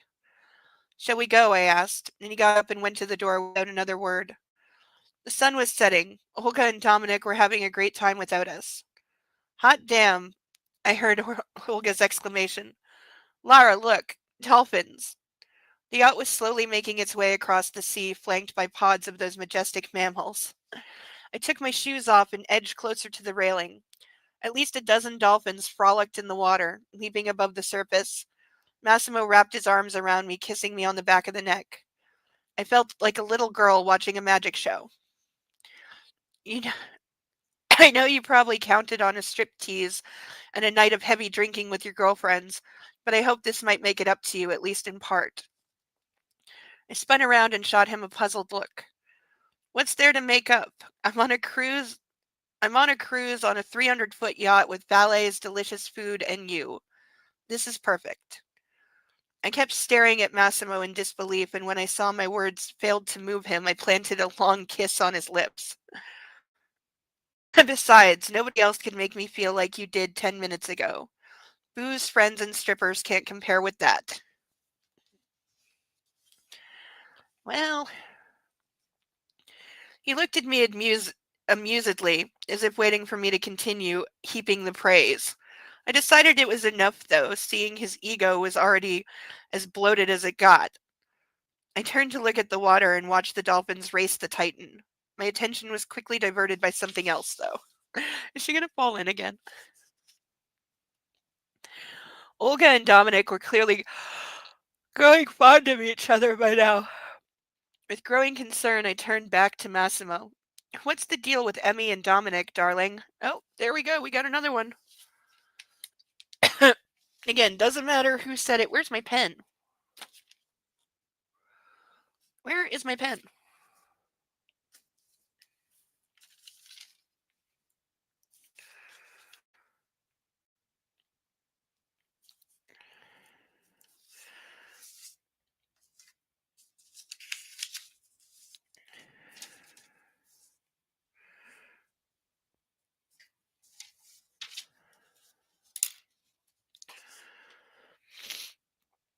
They're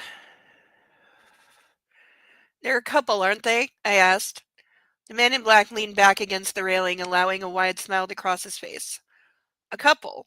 He ran his hand through his hair. Not the word I'd use. They aren't exactly in a relationship unless you really want to call it that. But I get but I get it. You conservative Poles might want to put an old-fashioned label on such things. Since when is she, or her friend for that matter, seemed conservative in any way at all? They do mean at all. I frowned quietly, trying to get his words straight, at a loss as to what he really meant. Finally, I chose the direct approach. What are they to each other? You really don't get it. It's pretty obvious if you ask me. They're fuck buddies. Yeah, that's what I said. That's what I said they were.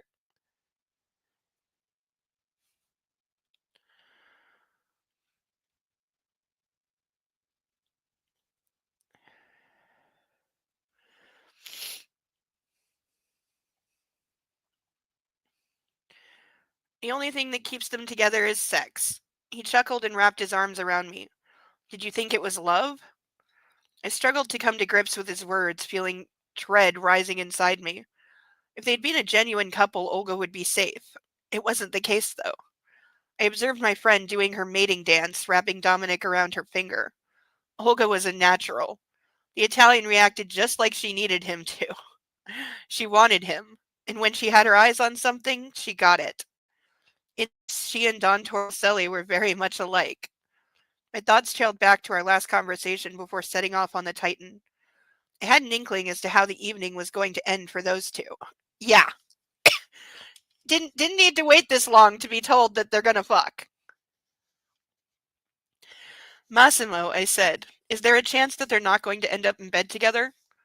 If my brother has his sights on her, I can't see it going any other way. Okay, so maybe his brother's a lot like him. He replied, but they're both consenting adults and can decide for themselves. Not our business, if you ask me. It's got a point there. But for now, let's play with fire for a moment. Alright, for the 11th time, or is it the 12th? It might be 12. 1, 2, 3, 4, 10. It is 12. It is 12. So we not only broke the record, we've now exceeded it by 2.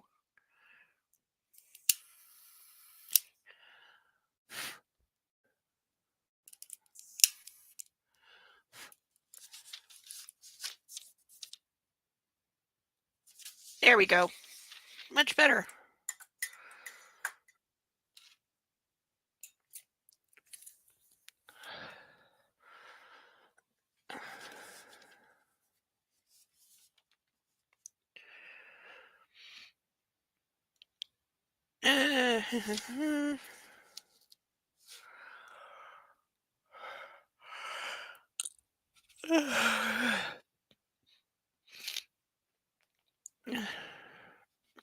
Not our business.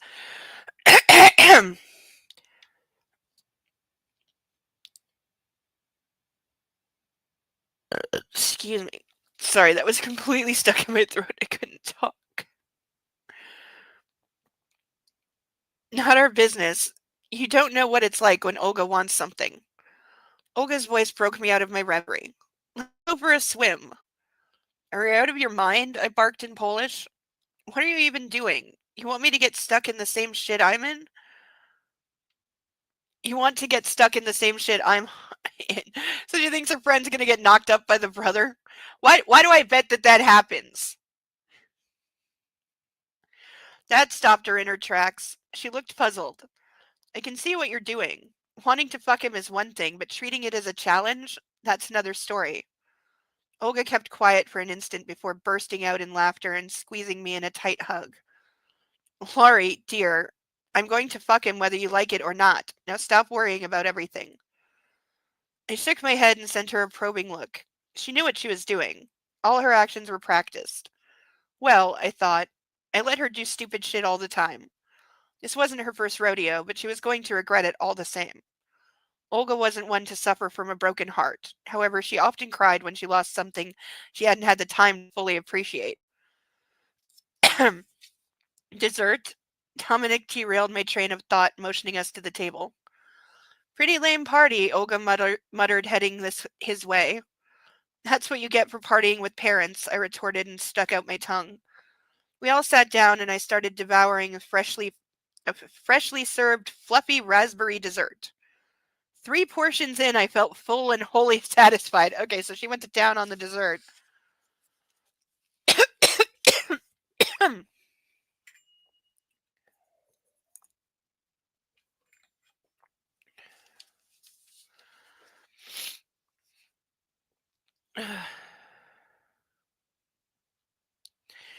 Dominic fished out a small plastic bag from the pocket in his trousers and tossed it to the middle of the table. I'm not offering any to you, Laura, of course, but it is stag night, so he trailed off. Okay, so this is going to be a problem because she doesn't like it when he does coke, but we know that he does coke, so let's see who partakes. I glanced at the bag filled with white powder and then at Massimo. It wasn't hard to figure out what it was, and I still remembered what happened the last time the man in black had taken cocaine. That you know of. Snatching it away wouldn't change anything, though. He would have his way in the end. Dominic pushed himself up and left, only to reappear moments later with a small mirror. He spilled the contents of the bag over it and occupied himself dividing the powder into lines. I leaned to Massimo's ear. Remember that if you take even a little, I won't allow you to have sex with me, and I'm not saying that to shake you down. The drugs would make their way inside me with your cum, and you wouldn't like that for your child, would you? Oh, way to like twist the knife, girly. I almost approve. That was some pro shit. That is good. Having said that, I straightened up again and took another sip of my alcohol-free wine. Yeah, let's make sure we remember that she's not actually drinking. God. You know, except for all the drinking that was done before she knew.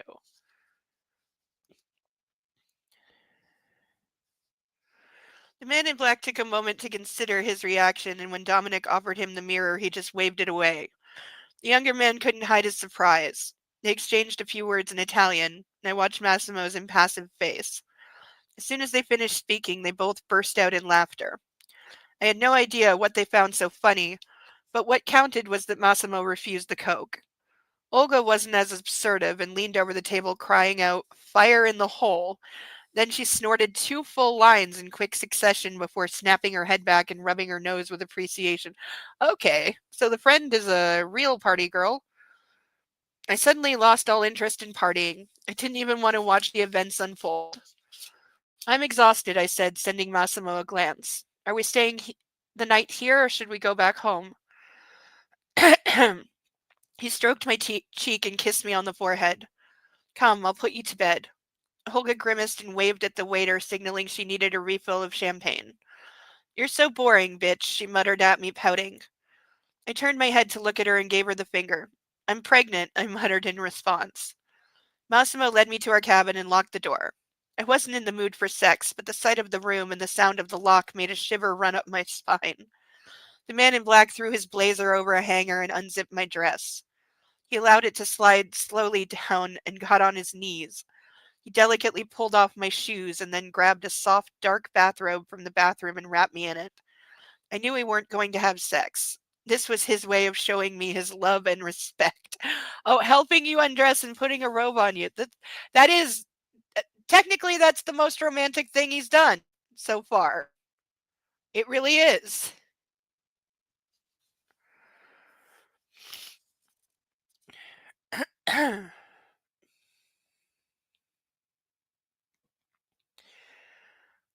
We both took a shower, and 30 minutes later we were snuggling in bed. Aren't you getting bored with me? I asked him, my hand moving in circles over his chest. Before I showed up, your life must have been so much more interesting. Massimo said nothing. I raised my head to look at him. It was completely dark, but I knew he was smiling. Well, I wouldn't call it boring. Besides, I did what I did freely. Have you forgotten you've been kidnapped? The author certainly has. He planted a kiss on top of my head and ran his fingers through my hair, pulling me closer. If you're asking if I'd like to go back to my life before I met you, the answer is no. Just one woman for the rest of your life? Are you sure?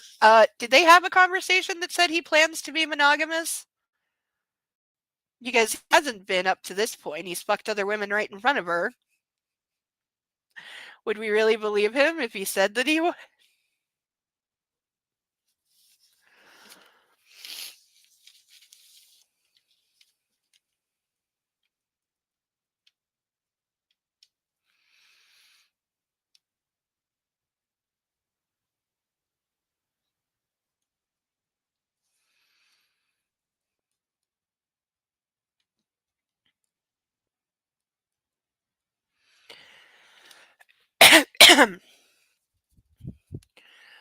The man in black rolled to the side and hugged me even tighter. Why does she still call him the man in black? Like, why? I was really hoping that would go away. You think I'd prefer fucking two girls at a time only to wake up alone in the morning? Wait, what? You think I'd prefer fucking two girls at a time only to wake up alone in the morning? Making money stopped being a challenge a long time ago, too. The only thing I'm left with is strengthening the family. He sighed. But, you see, I've been starting everything over each day. I didn't have anyone to do things for.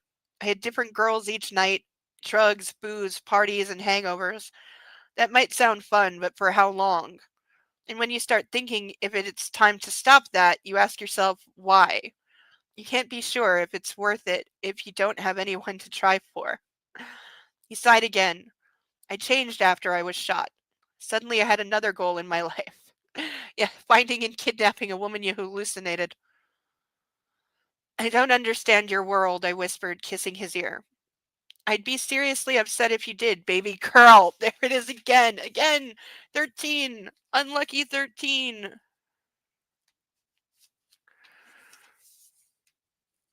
Man, I'm gonna need a bigger piece of paper how many times he's gonna say baby girl in this book. He replied, whether you want it or not, everything changes. That will too. You'll start learning about it. You'll start learning about what I do and how I do it. You'll never know enough for it to threaten you in any way, though. What? That makes no sense.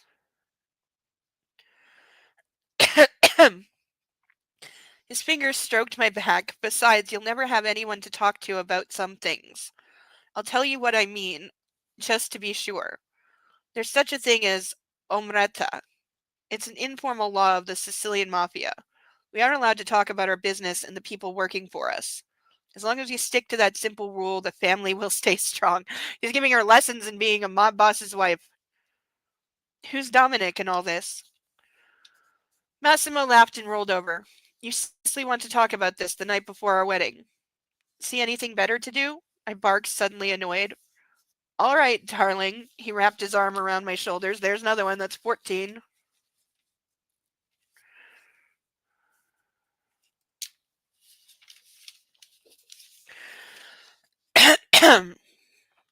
Around my shoulders again. Junior is a capo. How to explain this? He trailed off, thinking about how best to put it in words. He commands a group of people tasked with things, such as rescuing me.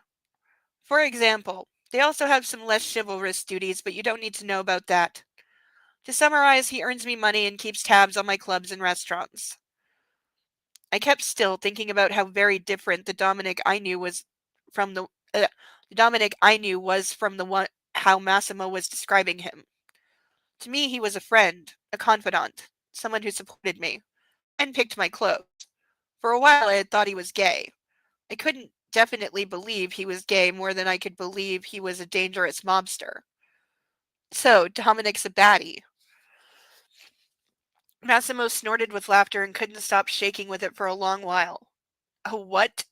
A baddie? He finally managed. Baby, we're in the Sicilian mafia. We're all baddies. He chuckled.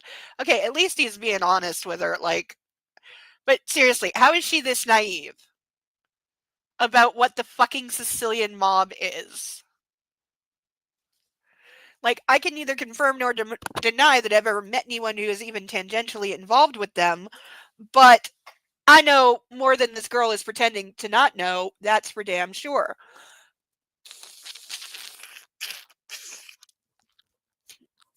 Ugh. Ugh, stuffy. Ugh, annoying stuffiness.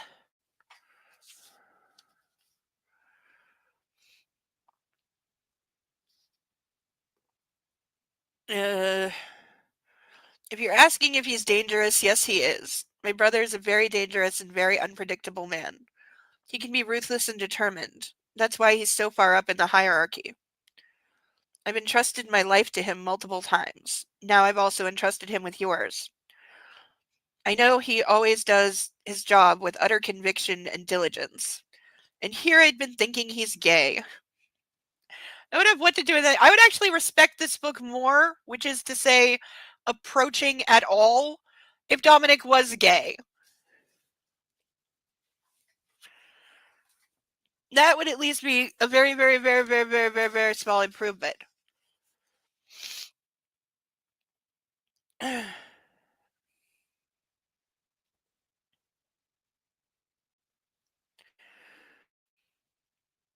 Massimo burst out in uncontrolled laughter again. He switched the lights on. You're outdoing yourself today, honey. Oh, is that on the list? No, I did say all forms of affection, so I'm adding honey.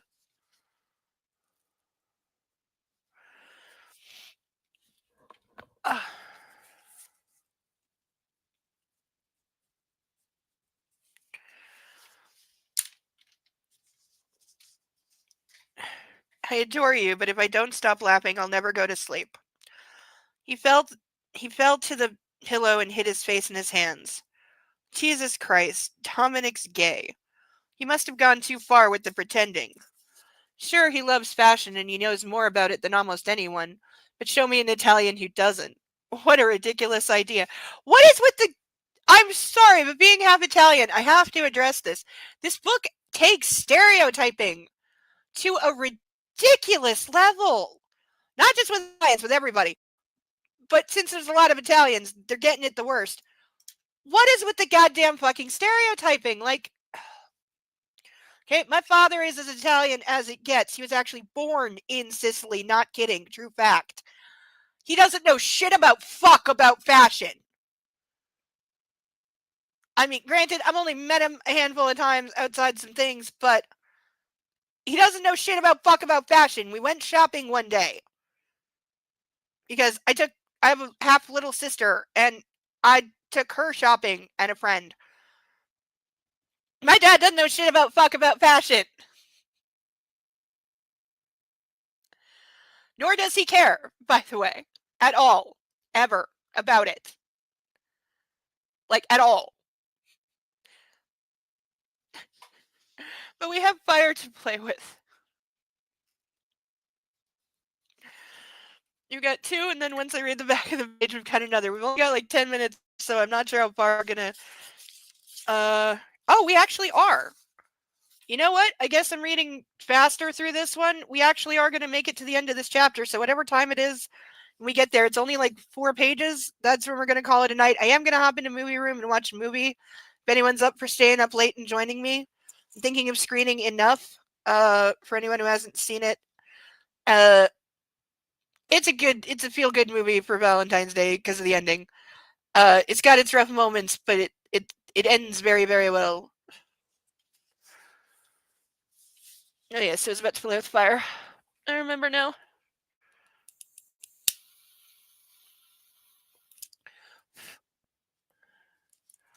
See, it doesn't always go up like a Roman candle, but sometimes it does. Okay, this is really hard to do when I'm just at the beginning of the book and there's not a lot to hold on to on one side.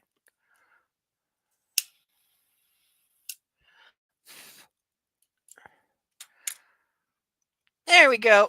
Oh, it's starting to smell. It's starting to have that wood log smell. It's getting there.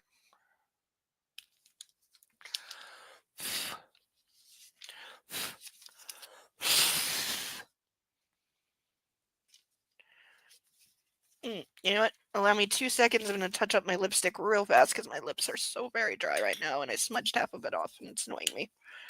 You know, I get a little OCD about my makeup.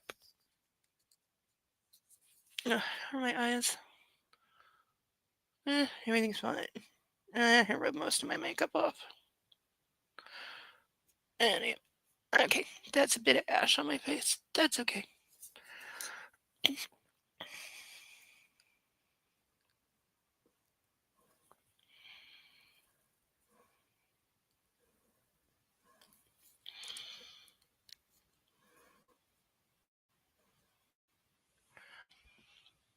There we go.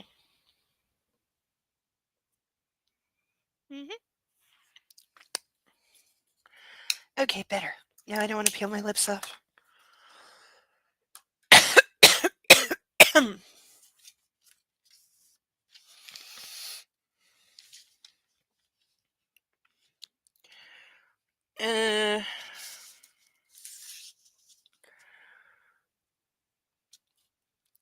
I frowned and pouted. Not many guys in Poland take any interest in fashion.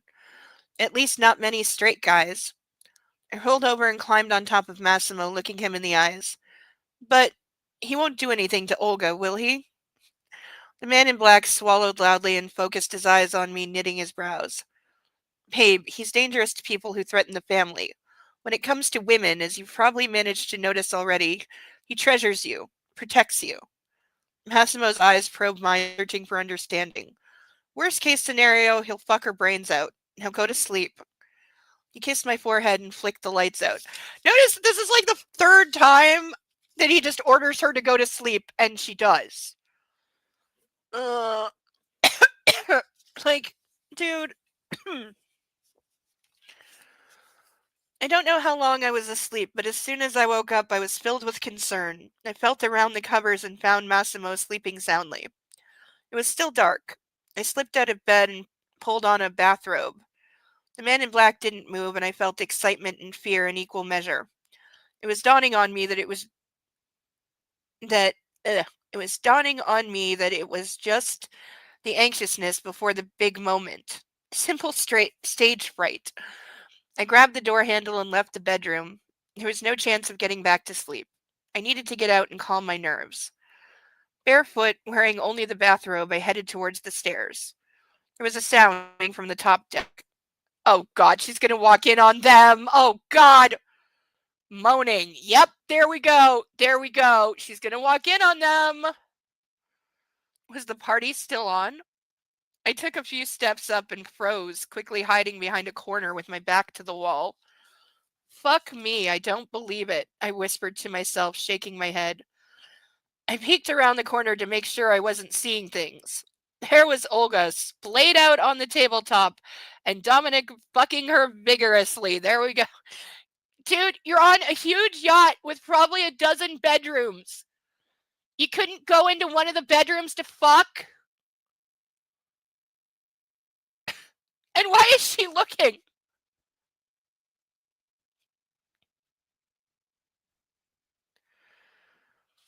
Like, what the hell?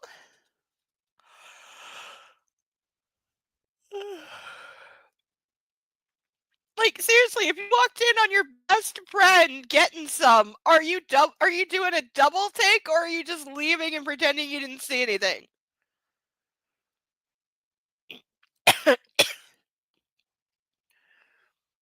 They were both completely naked, coked out of their minds, and horny.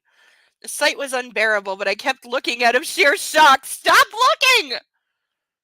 The young Italian was tireless. Despite my distaste, I knew Olga would wake up happy as a clam tomorrow, assuming she remembers anything. Suddenly a hand clasped around my mouth. Shh. It was Massimo, looming right behind me. He lowered his hand. Like what you see, Laura. Please tell me he's not going to fuck her against the wall while watching his brother and her best friend fuck? Please tell me that's not about to happen?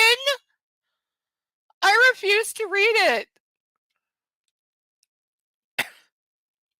I was scared at first, but shame quickly trumped my fear. I hid again behind the counter and stood face to face with the man in black. I stammered, I wanted to look out to the sea. I couldn't sleep, and instead, this. I spread my arms. And you deciding to just stand here and have a good look?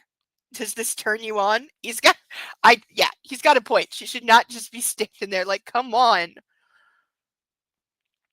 My eyes widened. I desperately tried catching a breath, but Massimo rapidly pinned me to the wall and kissed me. No, this is not happening. This is not happening. There's only like a page and a half left. This isn't happening. Wait, there's something on the other page that I have to burn. I'm playing with fire to calm myself down because it's needed right now, because all the fire is needed. And I'm going to really resist the temptation to just hold this steady and let the whole book go up like a Roman fucking candle. We can't do that yet.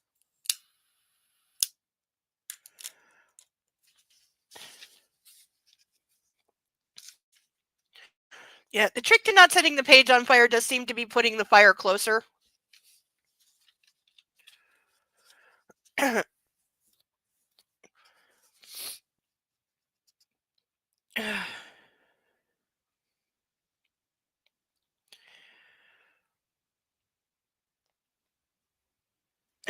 me to the wall and kissed me, keeping me quiet.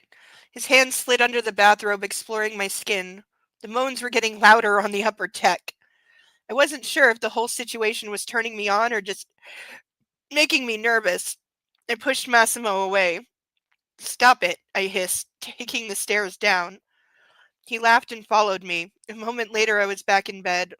I ordered you some hot milk, he said, placing a cup on the nightstand. Okay, I've never... More milk thing, like, what the hell? What's up, babe? How are you feeling? I'm just stressed about the wedding, I replied, taking a sip. Yeah, she's getting married in the morning. Like, do you really even need to ask? Excuse me, why she's awake or why I'm having hiccups?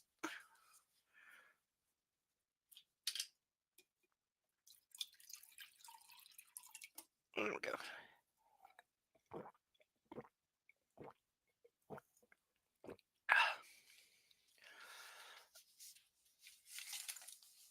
Really?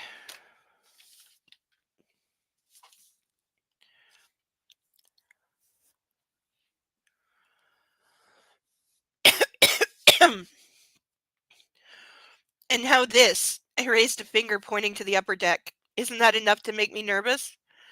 The man in black glanced at me and frowned. He wanted to say something, but decided to keep quiet for now. Massimo, I asked hesitantly, what's wrong? He didn't reply, only running his fingers through his hair and edging closer to me. He slipped under the covers and stuck his head between my legs, pulling at my thin lace panties. Tongue touched my clit and started dancing. Yeah, this'll get her to go back to sleep, really. But I was so disoriented that I couldn't focus on his attentions. What was in the milk? Pretty sure not just milk. Stop that, I cried. Tell me what's wrong first. I kicked the covers away and jerked back, crossing my arms and sending Massimo a stormy stare. He didn't interrupt what he was doing. Okay, somehow his head stayed between her legs and he kept licking her while she kicked the covers off. Again, that's a hell of a magic trick. Didn't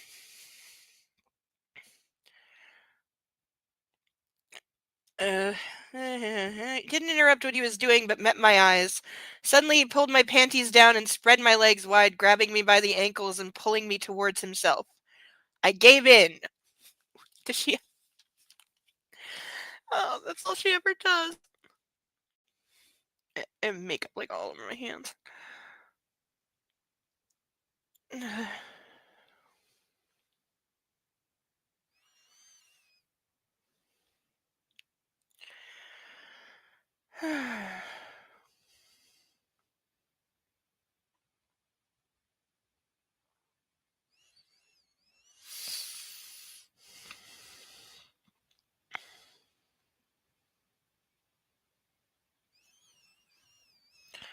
I gave in. It wasn't easy. It wasn't easy to resist the pleasure he was giving. I delighted in each movement of his tongue. We're going to have a wedding party, he said quietly, breaking contact for an instant. At first, I didn't even register the words, so it took me a couple seconds to realize their meaning. I tried jumping to my feet, but Massimo held me down by the thighs and pushed me into the mattress, his tongue picking up the pace. When his fingers joined the fun, I surrendered to his caress. After I came, he climbed on top of me and his cock rammed into my pussy. His hands held me tightly by the wrists. 200 people, he whispered as his hips began pumping. Oh my God. Olga was supposed to tell you tomorrow so you didn't occupy your mind with it during the night. And it's going to be more of a business meeting than a party, but it can't be avoided. Really? She can't invite her parents, but you're inviting 200 of your closest mob familia and business associates? Oi.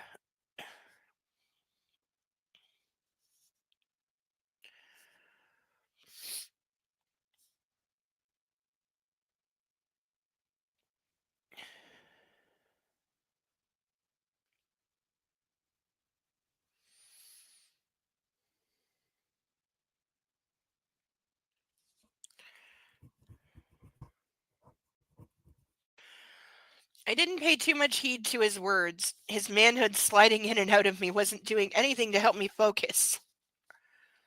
It's going to be beautiful, Massimo continued. Olga picked most things with Dominic. She told me what you'll like. He finished the sentence and froze, looking at me quizzically. It wasn't a good moment to have a conversation. I clasped my hands on his buttocks and pulled him closer. I'm glad you don't have anything against it, he smiled, delicately biting my lower lip. Now enough talk. Let me fuck you properly. End of chapter, end of evening. Oh my God. Oh my God, it just gets worse and worse and worse and worse and worse. Oh wait, did we have one more burn to do? Did I miss? Let me make sure. I want to be accurate here. Nope. Nothing's underlined. All right, so the record is now 14 on the burning. Ugh. I think it's getting colder again.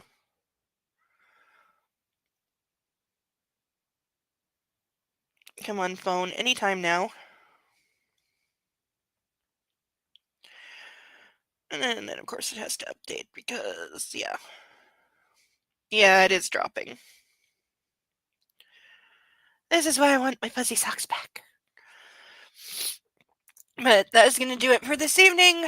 So what do we have? Really nothing. We had an unneeded extended prologue that was just an excuse to have a repeat of the sex scene where he knocked her up deliberately and knowingly so, and to confirm that he knew what he was doing and he did it on purpose, etc., etc. So we've got that. Got her friend is still around, but now really annoying and just nothing but a sex bot who's now banging the brother. What do you bet they end up together? Because of course.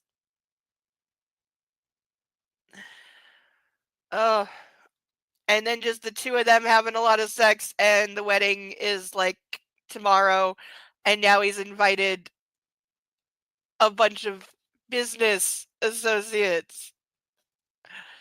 Because we really needed that. Like, oh my God. Oh my God. How are we going to get through this? Oh, really? But at least it's over for tonight. I hope everyone had a good Valentine's Day. A lot better than this throughout the day. And for those of you that have the option, I wish you some very good sex. Not anything that was in this book, but good sex tonight. You know, if you want it. Puppy's on the couch. I am amazed he has not interrupted us again. I really am. He must be very tired. Oh, little baby doggy. Let's see if we can get him to come say goodbye. Bo! Bo! You want to come here?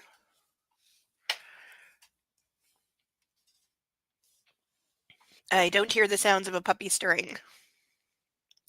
I think he's ignoring me in favor of sleeping. Which he doesn't usually do. Bo, where are you? Come here. Come here, good boy. Where are you little furball? Yeah, he's just on the couch asleep. I can see him breathing, but he's dead asleep. So he's just ignoring me. Actually, he's just completely asleep. I don't think he even woke up to the sound of his name. Must be a good dream. He'll get his cuddles later. So everybody, magic medicinal cure was in the milk. Yes, it was. Oh, God. But we will be back next week for more of this absolute train wreck of a book. It's even longer than the first one. Though apparently a bit of a quicker read. We're getting through it at a clip, which is good. Because then it's over faster. No, there is still a third one. Ugh. But that's all for this week. Next week we'll have more of whatever the hell this is. Until then, I have been Insane Lane. This has been Bad Erotica Book Club. Take care of you. Love on your fur babies. And hop into the movie room if you want to watch a movie with me and stay up a little later tonight. Bye, everyone.